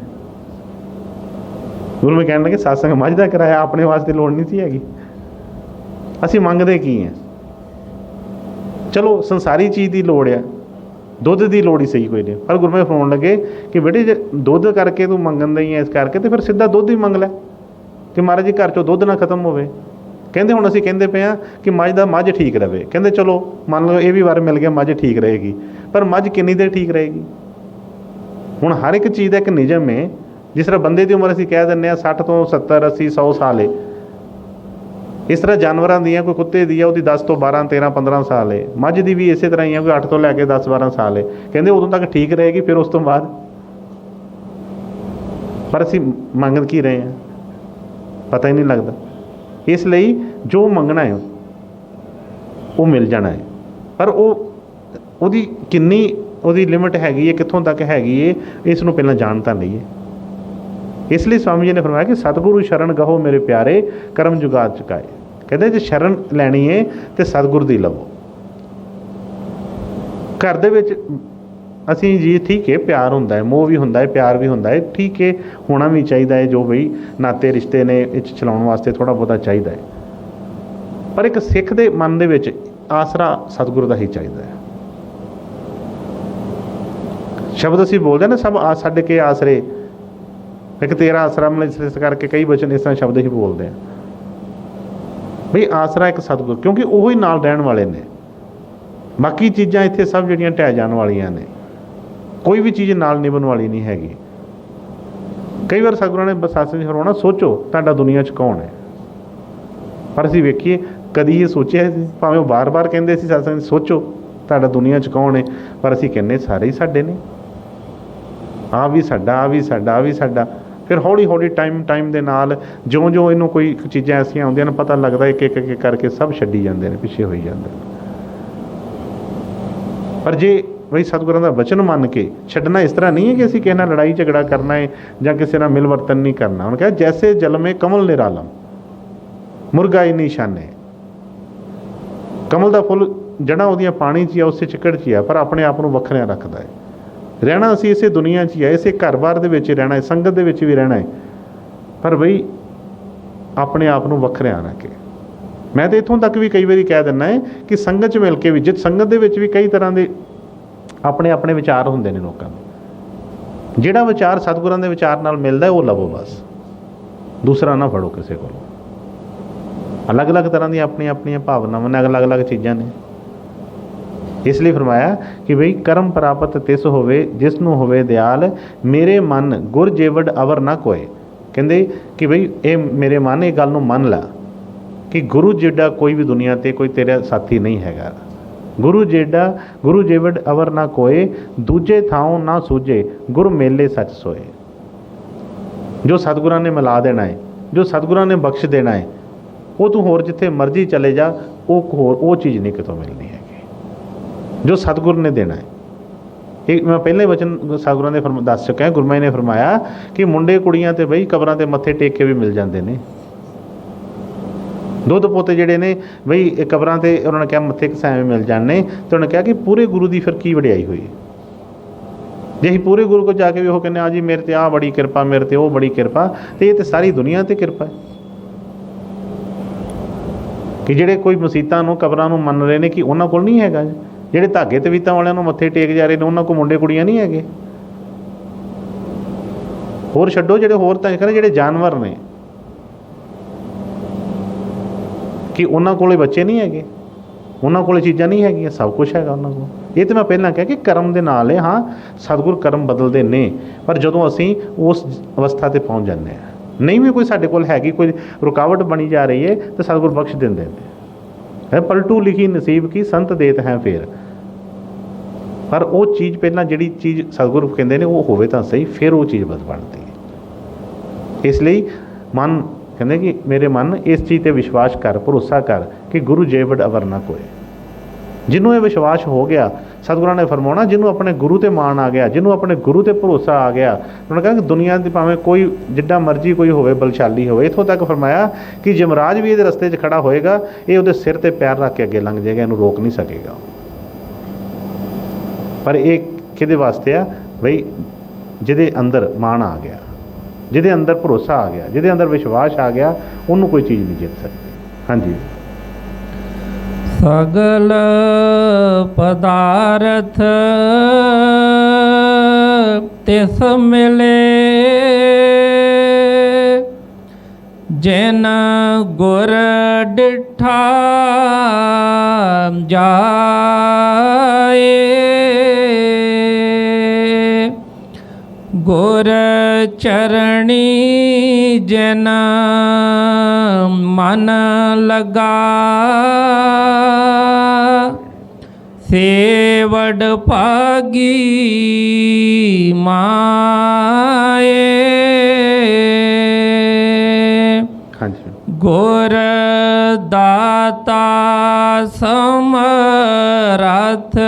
ਗੁਰ ਗੁਰ ਸਭ ਮੈਂ ਰਹਿਆ ਸਮਾਏ,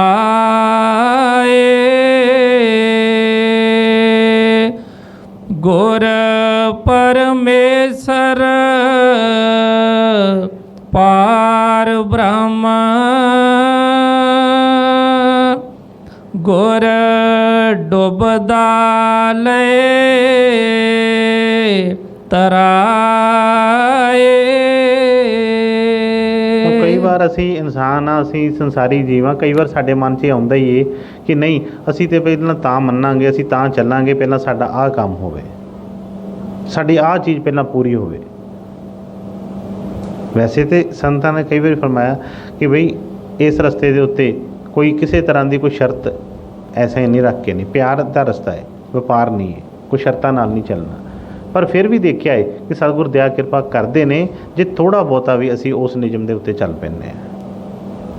ਹੁਣ ਨਿਯਮ ਨੇ ਸਾਡੇ ਅੰਦਰ ਹੈ ਕੀ ਹੈ?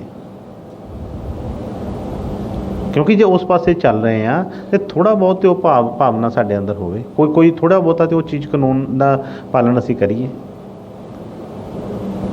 ਜੇ ਅਸੀਂ ਗੁਰੂ ਘਰ ਜਾ ਕੇ ਵੀ ਮਨ ਨੀਵਾਂ ਨਹੀਂ ਕਰਦੇ, ਕਮ ਸੇ ਕਮ ਕੋਈ, ਜਿਸ ਤਰ੍ਹਾਂ ਉਹਨੇ ਫਰਮਾਇਆ ਕਿ ਕੋਈ ਸਮੁੰਦਰ ਦੇ ਪਾਸ ਹੀ ਖੜਾ ਹੈ ਤੇ ਜੇ ਉਹ ਪਾਣੀ ਪੀਣਾ ਚਾਹੁੰਦਾ ਹੈ ਤੇ ਉਹਨੂੰ ਬਈ ਥੱਲੇ ਨੂੰ ਹੋਣਾ ਪਏਗਾ, ਗੋਡਿਆਂ ਭਾਰ ਹੋ ਕੇ ਥੱਲੇ ਝੁੱਕ ਕੇ ਤੇ ਪਾਣੀ ਲੈਣਾ ਪਏਗਾ।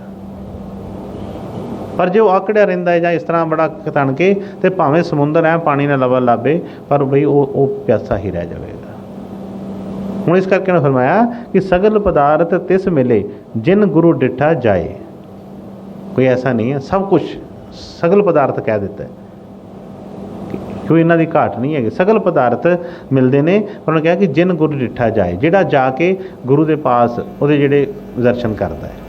ਹੁਣ ਇਹਨੂੰ ਦੋਵਾਂ ਚੀਜ਼ਾਂ ਨਾਲ ਅਸੀਂ ਸਮਝਣਾ ਹੈ, ਇੱਕ ਤੇ ਬਾਹਰਲਾ, ਇੱਕ ਅੰਦਰਲਾ। ਹੁਣ ਗੁਰੂ ਨੂੰ ਕਿੱਥੇ ਮਿਲਣਾ, ਕਿੱਥੇ ਆ? ਗੁਰੂ ਕੋਈ ਡੇਰੇ 'ਚ, ਗੁਰਦੁਆਰੇ, ਮੰਦਿਰ ਦੇ ਵਿੱਚ ਬੈਠਾ ਹੈ? ਨਹੀਂ। ਕਈ ਜਗ੍ਹਾ 'ਤੇ ਅਸੀਂ ਪਹਿਲਾਂ ਵਚਨ ਸੁਣ ਲਏ ਨੇ ਕਿ ਸਤਸੰਗ 'ਚ ਉਹਨਾਂ ਨੇ ਫਰਮਾਇਆ ਕਿ ਇਹਨਾਂ 9 ਦੁਆਰਾਂ ਨੂੰ ਪਾਸ ਕਰਕੇ ਉਸ ਦਸਮ ਦੁਆਰ ਦੇ ਵਿੱਚ ਅੰਦਰ ਨਿਕਲਣਾ ਹੈ, ਉਹ ਦਰਵਾਜ਼ਾ ਖਟਖਟਾਉਣਾ ਹੈ। ਇਹਨਾਂ ਤੋਂ ਉੱਪਰ ਉੱਠ ਕੇ ਤੇ ਬਈ ਅਸੀਂ ਉਸ ਗੁਰੂ ਨੂੰ ਪਾ ਸਕਦੇ ਹਾਂ। ਜਦੋਂ ਇਹਨਾਂ ਤੋਂ ਉੱਠ ਕੇ ਉੱਥੇ ਜਾ ਕੇ ਉੱਥੇ ਅਸੀਂ ਉਹ ਦਰਵਾਜ਼ਾ ਖੜਕਾਵਾਂਗੇ ਤੇ ਬਈ ਸਤਿਗੁਰ ਦਇਆ ਕਿਰਪਾ ਕਰਦੇ ਨੇ। ਦਰਸ਼ਨ ਦਿੰਦੇ ਨੇ, ਉਹ ਕਿਤੇ ਨਹੀਂ। ਕਿਉਂਕਿ ਇਹ ਜਿਹੜਾ 9 ਦੀਵਾਰਾਂ ਦਾ ਜਿਹੜਾ ਪਿੰਜਰਾ ਬਾਹਰ ਲਾਇਆ, ਕਾਲ ਨੇ ਲਾਇਆ ਹੈ, ਇਹ ਉਹਦੇ ਦੇਸ਼ ਦਾ ਨਿਯਮ ਹੈ। ਹੁਣ ਫਿਰ ਕਿ ਚਰਨ ਸਰਨ ਗੁਰੂ ਏਕ ਪੈਂਡਾ ਜਾਏ ਚੱਲ, ਸਤਿਗੁਰੂ ਕੋਟ ਪੈਂਡਾ ਆਗੇ ਹੋਏ ਲੇਦਾ।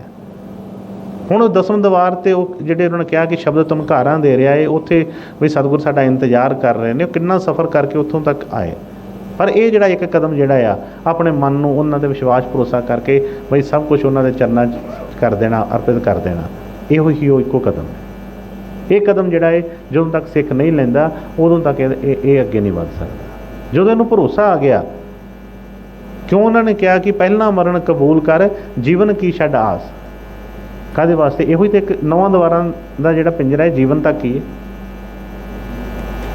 ਇਸ ਕਰਕੇ ਕਿਹਾ ਕਿ ਇਸ ਜੀਵਨ ਦੀ ਆਸ ਛੱਡ ਕੇ, ਜਿਹਨੂੰ ਕੋਈ ਮਾਣ ਵਡਿਆਈ ਨਹੀਂ ਚਾਹੀਦੀ, ਜਿਹਨੂੰ ਕੋਈ ਪੈਸਾ ਧੇਲਾ ਨਹੀਂ ਚਾਹੀਦਾ, ਜਿਹਨੂੰ ਧੀਆਂ ਪੁੱਤਰ ਨਹੀਂ ਚਾਹੀਦੇ, ਜਿਹਨੂੰ ਮਨ ਦੇ ਸਵਾਦ ਨਹੀਂ ਚਾਹੀਦੇ, ਤੇ ਇਹ ਸਮਝੋ ਕਿ ਇਹ ਦਰਵਾਜ਼ੇ ਜਿਹੜੇ ਬੰਦ ਹੁੰਦੇ ਪਏ ਆ, ਇੱਕ ਇੱਕ ਕਰਕੇ ਬੰਦ ਹੁੰਦੇ ਪਏ ਨੇ। ਇਹ ਬੰਦਾ ਉੱਪਰ ਚੜ੍ਹਾਈ ਕਰ ਰਿਹਾ। ਜਿਉਂ ਅੱਗੇ ਵਧੀ ਜਾਏਗਾ ਬਈ ਸਤਿਗੁਰ ਇਹਦੇ ਪਾਸ ਹੁੰਦੇ ਜਾਣਗੇ, ਹੋਰ ਨਜ਼ਦੀਕ ਆਉਂਦੇ ਜਾਣਗੇ। ਇਸ ਲਈ ਉਹਨੇ ਫਰਮਾਇਆ ਕਿ ਸਗਲ ਪਦਾਰਥ ਤਿਸ ਮਿਲੇ, ਜਿਨ ਗੁਰੂ ਡਿਠਾ ਜਾਏ, ਗੁਰ ਚਰਨੀ ਜਿਨ ਮਨ ਲਗਾ, ਸੇ ਵਡ ਭਾਗੀ ਮਾਏ। ਕਹਿੰਦੇ ਭਾਗ ਵੱਡੇ ਭਾਗ ਇਸ ਚੀਜ਼ ਨਾਲ ਨਹੀਂ ਹੈ ਕਿ ਕਿਸੇ ਦੀ ਵੱਡੀਆਂ ਬੜੀਆਂ ਕੋਠੀਆਂ ਨੇ, ਬੜੀਆਂ ਕਾਰਾਂ ਨੇ, ਬੜੀਆਂ ਦੌਲਤਾਂ ਨੇ, ਉਹਦੀ ਬੜੀ ਚੱਲਦੀ ਏ। ਭਾਗ ਵੱਡੇ ਉਹ ਨੇ ਕਿ ਉਹਦਾ ਗੁਰੂ ਚਰਨਾਂ ਦੇ ਵਿੱਚ ਮਨ ਜੁੜ ਗਿਆ, ਗੁਰੂ ਚਰਨਾਂ ਦੇ ਵਿੱਚ ਉਹਨੂੰ ਵਿਸ਼ਵਾਸ ਹੋ ਗਿਆ, ਉਹ ਵਡ ਭਾਗੀ ਹੈ। ਜੇ ਉਹ ਗੱਲ ਨਹੀਂ ਬਣੀ ਤੇ ਫਿਰ ਜੋ ਮਰਜ਼ੀ ਹੈਗਾ ਇਹ ਕੋਲ, ਕਹਿੰਦੇ ਕਿ ਇਹ ਕੋਈ ਭਾਗ ਦੀ ਨਿਸ਼ਾਨੀ ਨਹੀਂ। ਇਹ ਚੀਜ਼ਾਂ ਤੇ ਇੱਕ ਮਿੰਟ ਨਹੀਂ ਪਤਾ ਲੱਗਣਾ, ਇੱਕ ਚੁਟਕੀ ਵਜਾਉਂਦੇ ਹੋਏ ਸਭ ਕੁਝ ਛੁੱਟ ਜਾਣਾ।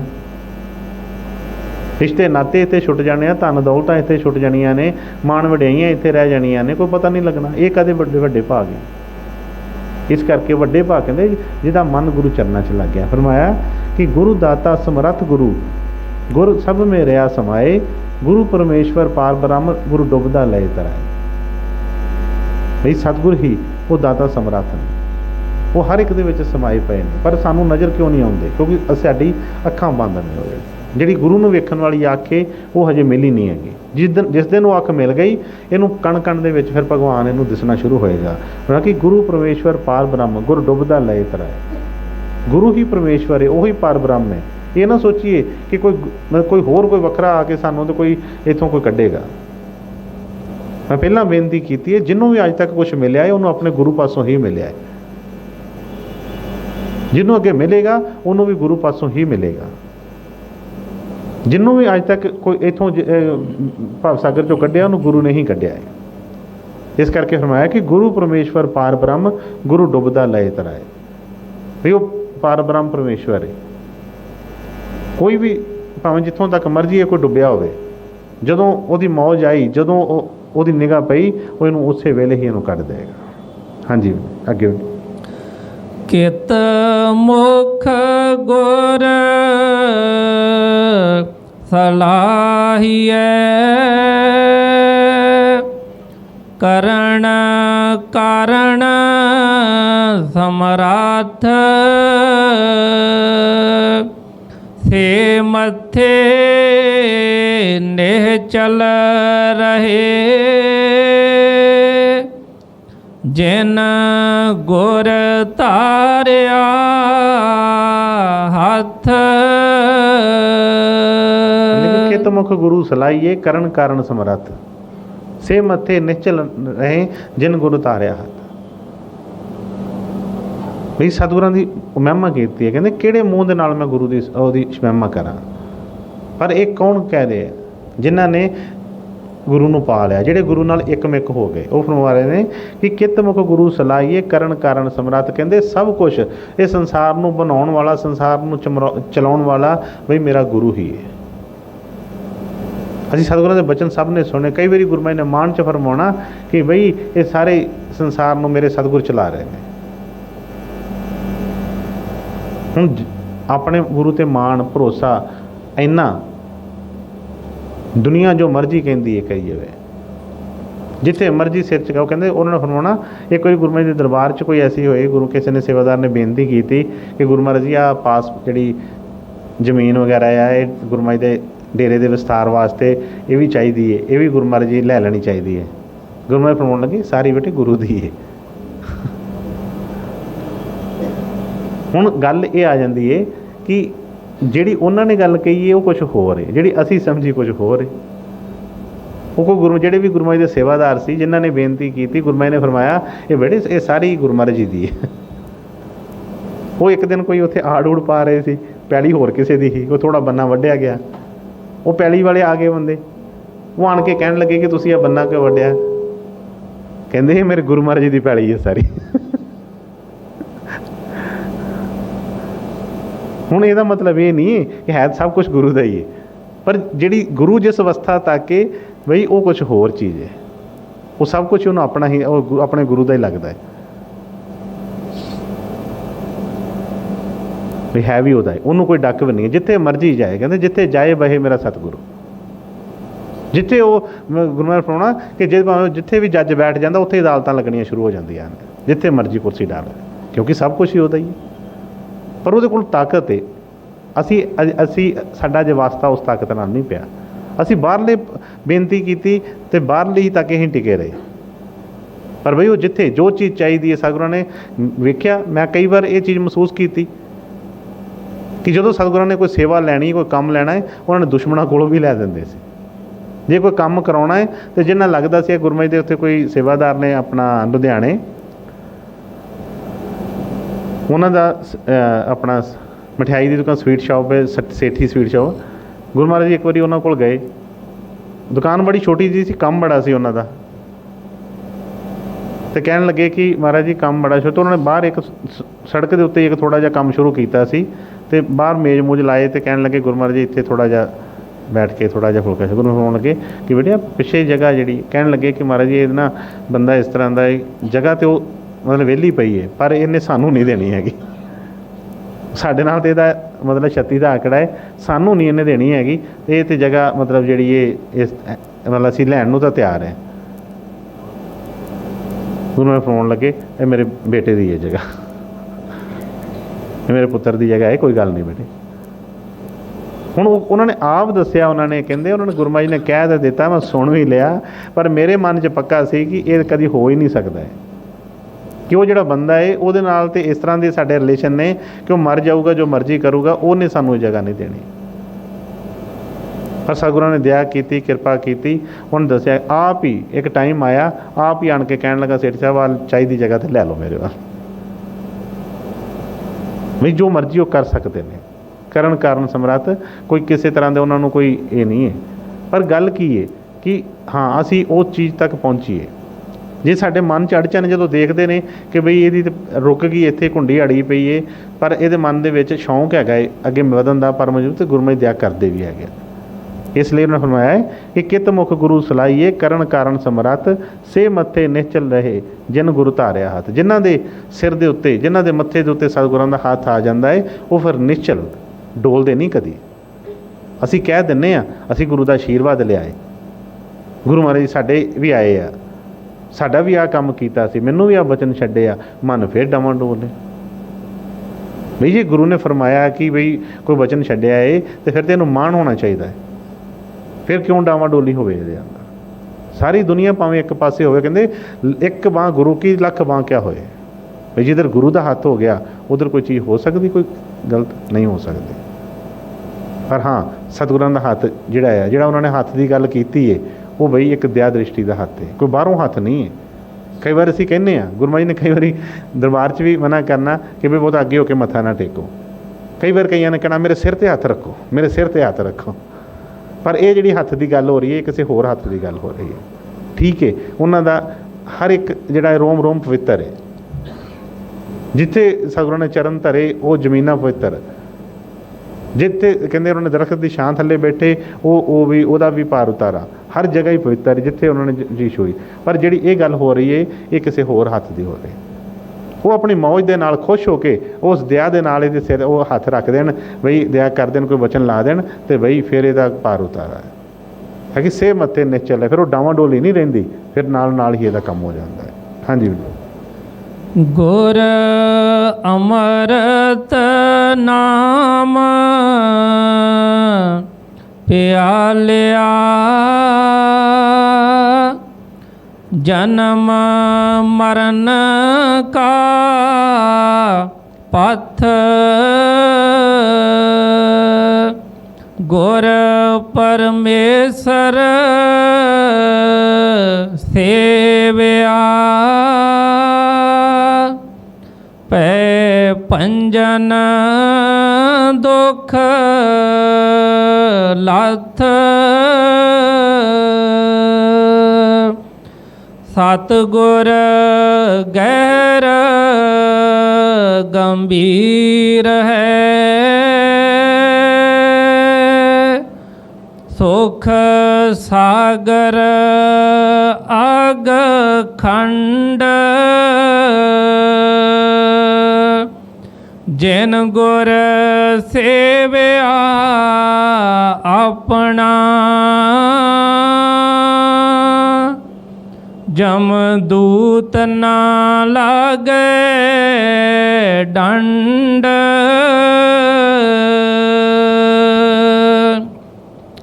ਗੁਰ ਨਾਲ ਤੁਲਨਾ ਲਗਈ ਖੋਜ ਡਿਠਾ ਬ੍ਰਹਮੰਡ ਨਾਮ ਨਿਧਾਨ ਸਤਿਗੁਰ ਦਿਆ ਸੁਖ ਨਾਨਕ ਮਨ ਮੈਂ ਮੰਡ। ਰਾਧਾ स्वामी जी, राधा स्वामी। उस अगर फरमाया कि गुर अमृत नाम प्यालिया जन्म मरण का पथ गुरु परमेश्वर सेविया भै पंजन दुख लत। ਹੁਣ ਦੇਖੋ ਕਿੱਡਾ ਵੱਡਾ ਬਚਨ ਹੈ ਕੀ ਅਸੀਂ ਚਾਹੁੰਦੇ ਕੀ ਹੈ ਹਰ ਇੱਕ ਚੀਜ਼ ਦਾ ਜਵਾਬ ਦੇ ਦਿੰਦੇ ਕਹਿੰਦੇ ਗੁਰੂ ਅੰਮ੍ਰਿਤ ਨਾਮ ਵੀ ਜਿਨ੍ਹਾਂ ਨੂੰ ਉਹ ਸਤਿਗੁਰਾਂ ਦਾ ਵਾਕਿਆ ਹੀ ਅੰਮ੍ਰਿਤ ਨਾਮ ਮਿਲ ਗਿਆ ਜਿਨ੍ਹਾਂ ਨੇ ਉਹਦੀ ਕਮਾਈ ਕਰ ਲਈ ਜੋ ਸਤਿਗੁਰਾਂ ਨੇ ਜਿਸ ਤਰੀਕੇ ਨਾਲ ਦੱਸਿਆ ਉਸ ਤਰੀਕੇ ਨਾਲ ਚੱਲ ਪਏ ਕਹਿੰਦੇ ਜਨਮ ਮਰਨ ਕਾ ਪਥ ਕਹਿੰਦੇ ਜਨਮ ਮਰਨ ਜਿਹੜੀ ਆ ਉਹਦੇ ਵਿੱਚੋਂ ਨਿਕਲ ਜਾਂਦਾ ਹੈ। ਫਿਰ ਅੱਗੇ ਫਰਮਾਇਆ ਕਿ ਗੁਰੂ ਪਰਮੇਸ਼ਵਰ ਸੇਵਿਆ ਭੈ ਪੰਜਨ ਦੁਖ ਲਾਤ ਕਿਉਂਕਿ ਸਾਡੇ ਅੰਦਰ ਅਸੀਂ ਕਹਿੰਦੇ ਹਾਂ ਅਸੀਂ ਸਿਮਰਨ ਵੀ ਕਰਦੇ ਹਾਂ ਅਸੀਂ ਨਾਮ ਵੀ ਲਿਆ ਆ ਅਸੀਂ ਨਾਮ ਜਪਦੇ ਵੀ ਹਾਂ ਅਸੀਂ ਬੇਨਤੀ ਵੀ ਕਰਦੇ ਹਾਂ ਅਸੀਂ ਸਤਸੰਗ ਵੀ ਸੁਣਦੇ ਹਾਂ ਪਰ ਸਾਡੇ ਤੇ ਦੁੱਖ ਜਾਂ ਅੰਦਰੋਂ ਡਰ ਤੇ ਖਤਮ ਹੀ ਨਹੀਂ ਹੋਏ। ਮਨ ਤੇ ਪਲ ਪਲ ਡਰਦਾ ਰਹਿੰਦਾ ਹੈ ਕਿਤੇ ਆਹ ਨਾ ਹੋ ਜਾਵੇ ਉਹ ਨਾ ਹੋ ਜਾਵੇ ਇੱਦਾਂ ਹੋ ਗਿਆ ਕੀ ਕਰਾਂਗੇ ਉਸ ਤਰ੍ਹਾਂ ਹੋ ਗਿਆ ਕੀ ਕਰਾਂਗੇ। ਪਰ ਬਈ ਜੇ ਵਾਕਈ ਹੀ ਸਤਿਗੁਰਾਂ ਦਾ ਉਹ ਜਿਹੜਾ ਪ੍ਰਸ਼ਾਦ ਮਿਲ ਗਿਆ ਤੇ ਬਈ ਇਹ ਚੀਜ਼ਾਂ ਉਹਨਾਂ ਨੇ ਕਿਹਾ ਹੈ ਇਹ ਨਹੀਂ ਹੋ ਸਕਦੀਆਂ ਨਹੀਂ ਹੋ ਸਕਦੀਆਂ ਕਿ ਗੁਰੂ ਪਰਮੇਸ਼ਵਰ ਸੇਵਿਆ ਅਸੀਂ ਕਹਿੰਦੇ ਹਾਂ ਅਸੀਂ ਸਤਿਗੁਰਾਂ ਨੂੰ ਹੀ ਮੰਨਦੇ ਹਾਂ ਜੀ ਅਸੀਂ ਗੁਰੂ ਤੋਂ ਇਲਾਵਾ ਕਿਸੇ ਨੂੰ ਨਹੀਂ ਮੰਨਦੇ ਅਸੀਂ ਗੁਰੂ ਤੋਂ ਇਲਾਵਾ ਕਿਸੇ ਅੱਗੇ ਸਿਰ ਨਹੀਂ ਝੁਕਾਉਂਦੇ ਸਾਨੂੰ ਆਪਣੇ ਗੁਰੂ 'ਤੇ ਬੜਾ ਵਿਸ਼ਵਾਸ ਹੈ ਮਤਲਬ ਕਿ ਗੁਰੂ ਸੇਵਿਆ ਗੁਰੂ ਨੂੰ ਪੂਜਦੇ ਹਾਂ। ਪਰ ਜਿਹੜਾ ਅੱਗੇ ਬਚਨ ਆਇਆ ਹੈ ਉਹ ਫਿਰ ਕਿਉਂ ਨਹੀਂ ਬਣਿਆ ਜੇ ਗੁਰੂ ਪਰਮੇਸ਼ਵਰ ਸੇਵਿਆ ਭੈ ਪੰਜਨ ਦੁਖ ਲੱਥ ਤੇ ਫਿਰ ਬਈ ਉਹ ਕਿਉਂ ਨਾ ਗੱਲ ਬਣੀ ਮਤਲਬ ਕੀ ਇਹ ਕੋਈ ਕਮਜ਼ੋਰੀ ਹੈਗੀ ਹੈ। ਜਿਸ ਤਰ੍ਹਾਂ ਮੈਂ ਰਾਤੀ ਵੀ ਦੱਸਿਆ ਸੀ ਉਹ ਬੇਟੀ ਨੇ ਸ਼ਬਦ ਬੋਲਿਆ ਅਤੇ ਉਹਨਾਂ ਨੂੰ ਬਾਅਦ 'ਚ ਮੈਂ ਪੁੱਛਿਆ ਮੈਂ ਕਿਹਾ ਬੇਟੇ ਦੱਸੋ ਕਿ ਤੁਸੀਂ ਵਾਕਈ ਹੀ ਇਹ ਗੱਲ ਨੂੰ ਮੰਨਦੇ ਹੋ ਕਿ ਹਰ ਪਲ ਕਰਾਂ ਮੈਂ ਤੇਰਾ ਸ਼ੁਕਰਾਨਾ ਪਲ ਪਲ ਕਰਾਂ ਮੈਂ ਤੇਰਾ ਸ਼ੁਕਰਾਨਾ। ਮੈਂ ਕਿਹਾ ਸ਼ਬਦ ਤਾਂ ਬੋਲਿਆ ਹੈ ਪਰ ਬੇਟੇ ਵਾਕਈ ਇਹ ਅਵਸਥਾ ਹੈਗੀ ਕਿ ਹਰ ਪਲ ਅਸੀਂ ਸ਼ੁਕਰਾਨਾ ਕਰਦੇ ਹਾਂ। ਕਹਿਣ ਲੱਗੇ ਨਹੀਂ ਹਰ ਪਲ ਸ਼ੁਕਰਾਨਾ ਨਹੀਂ ਹੁੰਦਾ ਕੋਈ ਕੰਮ ਸਹੀ ਹੋ ਗਿਆ ਸ਼ੁਕਰਾਨਾ ਹੋ ਗਿਆ ਜੇ ਕੰਮ ਨਹੀਂ ਹੋਇਆ ਤਾਂ ਮਨ ਉਲਾਂਭੇ ਫੜ ਲੈਂਦਾ ਉਸੇ ਵੇਲੇ ਗਿਣਤੀਆਂ ਮਿਣਤੀਆਂ 'ਚ ਲੱਗ ਜਾਂਦਾ ਹੈ। ਪਰ ਜਦੋਂ ਇਹਨੂੰ ਸਮਝ ਲੱਗ ਗਈ ਕਿ ਬਈ ਗੁਰੂ ਕਰ ਕੀ ਰਿਹਾ ਹੈ ਕੋਈ ਵੀ ਇੱਕ ਵੀ ਕੋਈ ਚੀਜ਼ ਇਹਦੇ ਵਿਰੁੱਧ ਨਹੀਂ ਜੋ ਵੀ ਹੋ ਰਿਹਾ ਇਹਦੇ ਭਲੇ ਵਾਸਤੇ ਹੀ ਹੋ ਰਿਹਾ। ਹਾਂ ਸਾਡੀ ਸਮਝ 'ਚ ਆਵੇ ਨਾ ਆਵੇ ਕੁਛ ਮਿਲਿਆ ਹੈ ਕੁਛ ਗਵਾਚਿਆ ਹੈ ਜੋ ਵੀ ਹੋਇਆ ਹੈ ਕਿਉਂਕਿ ਪਤਾ ਨਹੀਂ ਅੱਗੇ ਕਿਸ ਤਰ੍ਹਾਂ ਦਾ ਕੀ ਸਮਾਂ ਆਉਣਾ ਸੀ ਕੀ ਹੋਣਾ ਸੀ ਕਿੱਦਾਂ ਹੋਣਾ ਸੀ ਸਾਨੂੰ ਨਹੀਂ ਪਤਾ ਹੈਗਾ। ਮੈਂ ਕਈ ਵਾਰ ਦੇਖਿਆ ਹੈ ਐਸੇ ਕੋਈ ਸੰਗਤ ਸੇਵਾਦਾਰ ਕਈ ਵਾਰੀ ਐਸੇ ਕੋਈ ਨਾਤੇ ਪਿਆਰੇ ਹੁੰਦੇ ਨੇ ਪਰ ਅੱਕ ਜਾਈਦਾ ਉਸ ਚੀਜ਼ ਤੋਂ। ਅਤੇ ਸਤਿਗੁਰੂ ਵਹੀ ਦਇਆ ਕਰਨ ਮਿਹਰ ਕਰਨ ਸਭ ਢੱਕਣ ਢੱਕੇ ਨੇ ਉਹਨਾਂ ਨੇ। ਹਾਂ ਉਸ ਸਟੇਜ ਤੱਕ ਅਸੀਂ ਨਹੀਂ ਪਹੁੰਚੇ ਵੱਖਰੀ ਗੱਲ ਹੈ ਪਰ ਇਸ ਗੱਲ ਦਾ ਵਿਸ਼ਵਾਸ ਰੱਖੀਏ ਜੋ ਗੁਰੂ ਕਰਦਾ ਹੈ ਵਧੀਆ ਹੀ ਕਰਦਾ ਆਪਣੀ ਮੌਜ ਦੇ ਵਿੱਚ ਹੀ ਕਰਦਾ। ਫਿਰ ਮੈਂ ਗੁਰੂ ਪਰਮੇਸ਼ਵਰ ਸੇਵਿਆ ਭੈ ਪੰਜਨ ਦੁਖ ਲੱਥ ਜੇ ਸਤਿਗੁਰਾਂ ਨੂੰ ਅਸਲੀ ਤਰੀਕਿਆਂ ਜਾਂ ਅੰਦਰੋਂ ਵਾਕਈ ਹੀ ਅਸੀਂ ਮੰਨ ਲਿਆ ਅਸਲੀ ਰਸਤੇ ਦੇ ਉੱਤੇ ਚੱਲ ਕੇ ਉਹਦੀ ਸੇਵਾ ਕਰ ਲਈ ਅਤੇ ਫਿਰ ਕੋਈ ਵੀ ਇਹਨੂੰ ਡਰ ਨਹੀਂ ਰਹਿ ਸਕਦਾ। ਸਭ ਕੁਝ ਦੁੱਖ ਜਿਹੜੇ ਪਏ ਦੇ ਸਭ ਖਤਮ ਹੋ ਜਾਣਗੇ। ਦੁੱਖ ਕੋਈ ਹੈ ਨਹੀਂ, ਸਾਡੇ ਡਰ ਹੀ ਨੇ ਜ਼ਿਆਦਾ ਸੋਚ ਕੇ ਅਸੀਂ ਡਰਦੇ ਹਾਂ। ਪਲ ਪਲ ਮਰਨਾ ਤਾਂ ਇੱਕੋ ਦੇਣੀ ਹੈ, ਪਰ ਜਿਹੜਾ ਰੋਜ਼ ਮਰਦੇ ਆ ਉਹ ਕਦੇ ਲਈ ਮਰਦੇ ਆ? ਡਰ ਨਾਲ ਮਰਦੇ ਆ ਰੋਜ਼। ਉਹਨੇ ਨਹੀਂ ਬਾਰ ਉਹਨੇ ਤਾਂ ਇੱਕੋ ਜੋ ਠੀਕ ਹੈ, ਜੋ ਇੱਕ ਨਿਯਮ ਹੈ ਉਹ ਚੱਲਣ ਦਿਆ। ਅੱਗੇ ਫਰਮਾਇਆ ਹੈ, ਸਤਿਗੁਰੂ ਗਹਿਰ ਗੰਭੀਰ ਹੈ ਸੁਖ ਸਾਗਰ ਅਗਖੰਡ, ਜਿਨ ਗੁਰੂ ਸੇਵਿਆ ਆਪਣਾ ਜਮਦੂਤ ਨਾ ਲਾਗੇ ਡੰਡ। ਹੁਣ ਇਹਦੇ ਉੱਤੇ ਵਿਸ਼ਵਾਸ ਵੀ, ਕਿਉਂਕਿ ਅਸੀਂ ਪੜ੍ਹੇ ਲਿਖੇ, ਅਸੀਂ ਬਹੁਤ ਸਮਾਜ ਦੇ ਵਿੱਚ ਵਿਚਰੇ ਹੁੰਦੇ ਹਾਂ, ਬੜਾ ਕੁ ਚੀਜ਼ਾਂ ਸਾਨੂੰ ਪਤਾ ਹੁੰਦਾ ਹੈ। ਕਈ ਵਾਰੀ ਮਨ ਕਹਿੰਦਾ ਹੈ ਬਈ ਸਤਿਗੁਰਾਂ ਨੂੰ ਕੀ ਪਤਾ ਹੈ। ਮੈਨੂੰ ਯਾਦ ਹੈ ਗੁਰਮਤਿ ਦੇ ਦਰਬਾਰ ਦੇ ਵਿੱਚ ਇੱਕ ਵਾਰੀ ਕੋਈ ਬੱਚੇ ਅਤੇ ਕੋਈ ਕਿਸੇ ਨੂੰ ਕਹਿਣ ਲੱਗੇ, ਕੋਈ ਗੱਲ ਹੋਈ, ਗੁਰਮਤਿ ਭੋਲੀ ਵਾਸਤੇ ਕਹਿੰਦਾ ਕਿ ਇੱਦਾਂ ਨਹੀਂ ਇੱਦਾਂ ਕਰ ਲਓ। ਕੋਈ ਸੇਵਾਦਾਰ ਸੀ ਕਹਿਣ ਲੱਗਾ ਦੂਸਰੇ ਸੇਵਾਦਾਰ ਨੂੰ, ਇਹਨਾਂ ਨੂੰ ਗੁਰਮਤਿ ਨੂੰ ਕੀ ਪਤਾ ਹੈ, ਇਹ ਤਾਂ ਡੇਰੇ ਰਹਿੰਦੇ, ਕਦੀ ਬਾਹਰ ਤਾਂ ਨਿਕਲੇ ਨਹੀਂ, ਕਦੀ ਬਾਹਰ ਦੁਨੀਆ 'ਚ ਕੀ ਪਤਾ ਇਹਨਾਂ ਨੂੰ ਕੀ ਹੁੰਦਾ ਹੈ। ਇੱਦਾਂ ਥੋੜ੍ਹਾ ਕੰਮ ਹੁੰਦੇ ਨੇ, ਇਸ ਤਰ੍ਹਾਂ ਥੋੜ੍ਹਾ ਹੁੰਦਾ ਹੈ, ਚਲਾਕੀਆਂ ਹੁੰਦੀਆਂ ਨੇ। ਮਤਲਬ ਕਿ ਬਾਕੀ ਚੀਜ਼ਾਂ ਅਸੀਂ ਉਹਨਾਂ ਨੂੰ ਪੁੱਛ ਕੇ ਕਰ ਰਹੇ ਹਾਂ, ਬਾਕੀ ਕਹਿੰਦੇ ਤੁਸੀਂ ਦੱਸ ਦਿਓ। ਅਤੇ ਬਈ ਜਿਹੜੀ ਮਨ ਕਈ ਵਾਰੀ ਐਸੀ ਸ਼ੈਤਾਨੀ ਕਰਦਾ, ਕਹਿੰਦਾ ਇਹਦਾ ਇਹਨਾਂ ਨੂੰ ਕੀ ਪਤਾ ਹੈ। ਬਈ ਨਹੀਂ, ਸਭ ਕੁਝ ਪਤਾ, ਜਿੱਥੇ ਜਿੱਥੇ ਮਨ ਕਰਦਾ। ਹਾਂ, ਨਾ ਕੋਈ ਐਕਸ਼ਨ ਲੈਣ ਅਤੇ ਨਾ ਲੈਣ ਵੱਖਰੀ ਗੱਲ ਹੈ, ਪਰ ਐਸਾ ਨਾ ਮੈਂ ਸੋਚੀਏ ਕਿ ਪਤਾ ਨਹੀਂ ਹੈਗਾ। ਇੱਕ ਵਾਰੀ ਇਸੇ ਤਰ੍ਹਾਂ ਹੀ ਕੋਈ ਸੇਵਕ ਸੀ ਜੋ ਬੈਠੇ ਹੀ ਆਪਣੇ ਗੁਰੂ ਦੇ ਪਾਸ, ਅਤੇ ਉਹ ਜਿਸ ਤਰ੍ਹਾਂ ਕੋਈ ਪੂਜਾ ਅਰਚਨਾ ਕਰਦੇ ਨੇ, ਉਹ ਜਿਸ ਤਰ੍ਹਾਂ ਲੋਕ, ਉਹ ਪੂਜਾ ਅਰਚਨਾ ਕਰਨ ਵਾਸਤੇ ਬੈਠੇ ਸੀ, ਅਤੇ ਉਹ ਆਪਣਾ ਸਿਆਸਨ ਗੱਦੀ ਲਗਾ ਕੇ ਬੈਠ ਗਏ। ਅਤੇ ਉਹ ਕੋਈ ਬਾਕੀ ਸਮਾਨ ਸਾਰਾ ਲਾਗੇ ਰੱਖ ਲਿਆ, ਕੁਝ ਤੁਲਸੀ ਦੇ ਪੱਤੇ ਜਿਹੜੇ ਸੀ ਉਹ ਨਹੀਂ ਸੀ ਰੱਖੇ ਸੀ। ਉਹ ਕਹਿਣ ਲੱਗੇ ਕਿ ਇੱਕ ਨੂੰ ਸੇਵਾਦਾਰ ਨੂੰ, ਬੇਟੇ ਤੂੰ ਜਾ ਇੱਥੋਂ ਜਾ ਕੇ ਨਾ ਅਤੇ ਤੁਲਸੀ ਦੇ ਬਾਹਰੋਂ ਪੱਤੇ ਥੋੜ੍ਹੇ ਲੈ ਆ ਤੋੜ ਕੇ। ਉਹ ਕਹਿਣ ਲੱਗਾ ਤੁਲਸੀ ਉਹ ਕੀ ਹੁੰਦੀ ਹੈ? ਮਤਲਬ ਕੀ ਸੀ ਕਿ ਉਹ ਬੈਠਾ ਸੀ, ਉਹਨੂੰ ਆਲਸ ਪਿਆ ਸੀ, ਉੱਠਣ ਨੂੰ ਦਿਲ ਨਹੀਂ ਸੀ ਕਰ ਰਿਹਾ। ਉਹਨੂੰ ਇਹ ਸੀ ਕਿ ਮੈਨੂੰ ਹੀ ਕੰਮ ਅੱਗੇ ਪਹਿਲਾਂ ਸਵੇਰ ਦਾ ਮੈਨੂੰ ਭਜਾਈ ਫਿਰਦੇ ਨੇ ਇੱਦਾਂ ਉੱਦਾਂ, ਹੁਣ ਮੈਂ ਵੀ ਬੈਠਾ, ਹੁਣ ਮੈਨੂੰ ਕਹਿ ਰਹੇ ਨੇ। ਕਹਿਣ ਲੱਗਾ ਉਹ ਤੁਲਸੀ ਦਾ ਤਾਂ ਮੈਨੂੰ ਤਾਂ ਨਹੀਂ ਪਤਾ ਕਿਸ ਤਰ੍ਹਾਂ ਦੀ ਹੁੰਦੀ ਹੈ, ਕਿੱਥੇ ਮੈਂ ਤਾਂ ਜਾਣਦਾ ਹੀ ਨਹੀਂ ਹੈ। ਉਹ ਜਿਹੜਾ ਦੂਸਰਾ ਸੇਵਾਦਾਰ ਲਾਗੇ ਬੈਠਾ, ਉਹ ਕਿਹਨੇ ਕਿਹਾ ਕਿ ਇਹਨੇ ਮੈਨੂੰ ਫਸਾਉਣਾ ਵਾ ਇਹਨੇ। ਇਹ ਹੁਣ ਮੇਰੇ ਵਾਲੇ ਦਾ ਮਤਲਬ ਇਹਨੂੰ ਤਾਂ ਪਤਾ ਨਹੀਂ ਹੈ, ਤਾਂ ਹੁਣ ਗੁਰੂ ਨੇ ਮੈਨੂੰ ਹੀ ਕਹਿਣਾ ਕਿ ਲੈ ਕੇ ਆ। ਅਤੇ ਉਹ ਚਲਾਕੀ ਮਨ ਨੇ ਕੀਤੀ, ਕਹਿਣ ਲੱਗਾ ਲੈ ਤੈਨੂੰ ਤੁਲਸੀ ਦਾ ਨਹੀਂ ਪਤਾ, ਉਹ ਜਿਹੜੀ ਬਾਹਰ ਵੱਡੇ ਵੱਡੇ ਕੇਲੇ ਵਰਗੇ ਪੱਤੇ ਹੁੰਦੇ ਉਹਦੇ।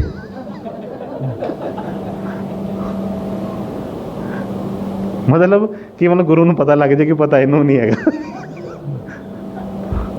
ਕਹਿੰਦਾ ਜਿਹੜੇ ਤੁਲਸੀ ਵਰਗੇ ਵੱਡੇ ਵੱਡੇ ਪੱਤੇ ਹੁੰਦੇ ਆ ਉਹੀ ਹੁੰਦੇ ਆ। ਗੁਰੂ ਨੇ ਵੇਖਿਆ ਉਹਦੇ ਵਾਲਾ, ਅੱਛਾ ਤੈਨੂੰ ਵੀ ਨਹੀਂ ਪਤਾ? ਕਹਿੰਦਾ ਉਹ ਨਹੀਂ ਹੁੰਦੀ। ਕਹਿੰਦਾ ਮਹਾਰਾਜ ਜੀ ਫਿਰ ਸਾਨੂੰ ਤਾਂ ਨਹੀਂ ਪਤਾ, ਫਿਰ ਤੁਹਾਨੂੰ ਹੀ ਕਸ਼ਟ ਕਰਨਾ ਪੈਣਾ। ਹੁਣ ਤੁਸੀਂ ਦੇਖੋ ਜਿਸ ਤਰ੍ਹਾਂ ਹੁਣ ਗੁਰੂ ਨੂੰ ਗੱਲ ਉਹੀ ਕਿ ਵੱਖਰੀ ਗੱਲ ਹੈ। ਮੈਂ ਕਿਹਾ ਕਿ ਜਿਸ ਤਰ੍ਹਾਂ ਘਰੇ ਰਹੇ, ਉਹ ਕਹਿਣ ਲੱਗੇ ਅੱਛਾ ਤੁਹਾਨੂੰ ਦੋਵਾਂ ਨੂੰ ਨਹੀਂ ਪਤਾ। ਫਿਰ ਕਹਿੰਦੇ ਬੇਟੇ ਹੁਣ ਇਸ ਤਰ੍ਹਾਂ ਵਾ ਕਿ ਦੇਖੋ ਮੈਂ ਤਾਂ ਹੁਣ ਬੈਠ ਗਿਆ ਵਾਂ, ਚਲੋ ਕੋਈ ਗੱਲ ਨਹੀਂ, ਤੁਹਾਨੂੰ ਨਹੀਂ ਪਤਾ, ਫਿਰ ਇਸ ਤਰ੍ਹਾਂ ਕਰੋ ਇਹ ਦੋਵੇਂ ਜਣੇ ਮੇਰੀ ਸਿਆਸਨ ਚੁੱਕੋ ਅਤੇ ਮੈਨੂੰ ਬਾਹਰ ਲੈ ਕੇ ਚੱਲੋ, ਮੈਂ ਤੁਹਾਨੂੰ ਦੱਸਦਾ ਤੁਲਸੀ ਕਿਹੜੀ ਹੈਗੀ। ਉਹ ਦੋਵਾਂ ਨੇ ਫੜਿਆ, ਸਿਆਸਨ ਫੜ ਕੇ ਲੈ ਗਏ ਬਾਹਰ। ਜਦੋਂ ਚੁੱਕ ਕੇ ਖੜਿਆ, ਹੁਣ ਕਹਿ ਤਾਂ ਕੋਈ ਸਕਦੇ ਨਹੀਂ ਸੀ ਅੱਗੇ, ਲੈ ਕੇ ਬਾਹਰ ਖੜਿਆ, ਜਾ ਕੇ ਦੱਸਿਆ। ਕਹਿੰਦੇ ਇੱਕ ਪੌਦੇ ਦੇ ਲਾਗੇ ਜਾ ਕੇ ਕਹਿੰਦੇ ਬੇਟੇ ਆਹ ਤੁਲਸੀ ਹੁੰਦੀ। ਕਹਿੰਦੇ ਹੁਣ ਤਾਂ ਨਹੀਂ ਭੁੱਲੇਗੀ? ਕਹਿੰਦਾ ਮਹਾਰਾਜ ਜੀ ਹੁਣ ਨਹੀਂ ਭੁੱਲਦੀ ਕਦੀ, ਹੁਣ ਪਤਾ ਲੱਗ ਗਿਆ। ਹੁਣ ਮਨ ਚਲਾਕੀਆਂ ਮਾਰਦਾ ਏ। ਹਾਂ, ਮੌਜ ਆਵੇ ਭਾਵੇਂ ਉਹ ਗੁਰਮਤਿ ਫੜਾਉਣਾ ਲੰਘ ਜੇ, ਅਤੇ ਹੱਥ ਹੀ ਲੰਘ ਜੇ, ਸਾਡੀਆਂ ਚਲਾਕੀਆਂ ਛੱਡ ਦੇਣ ਸਾਰੀਆਂ ਹੀ ਛੱਡ।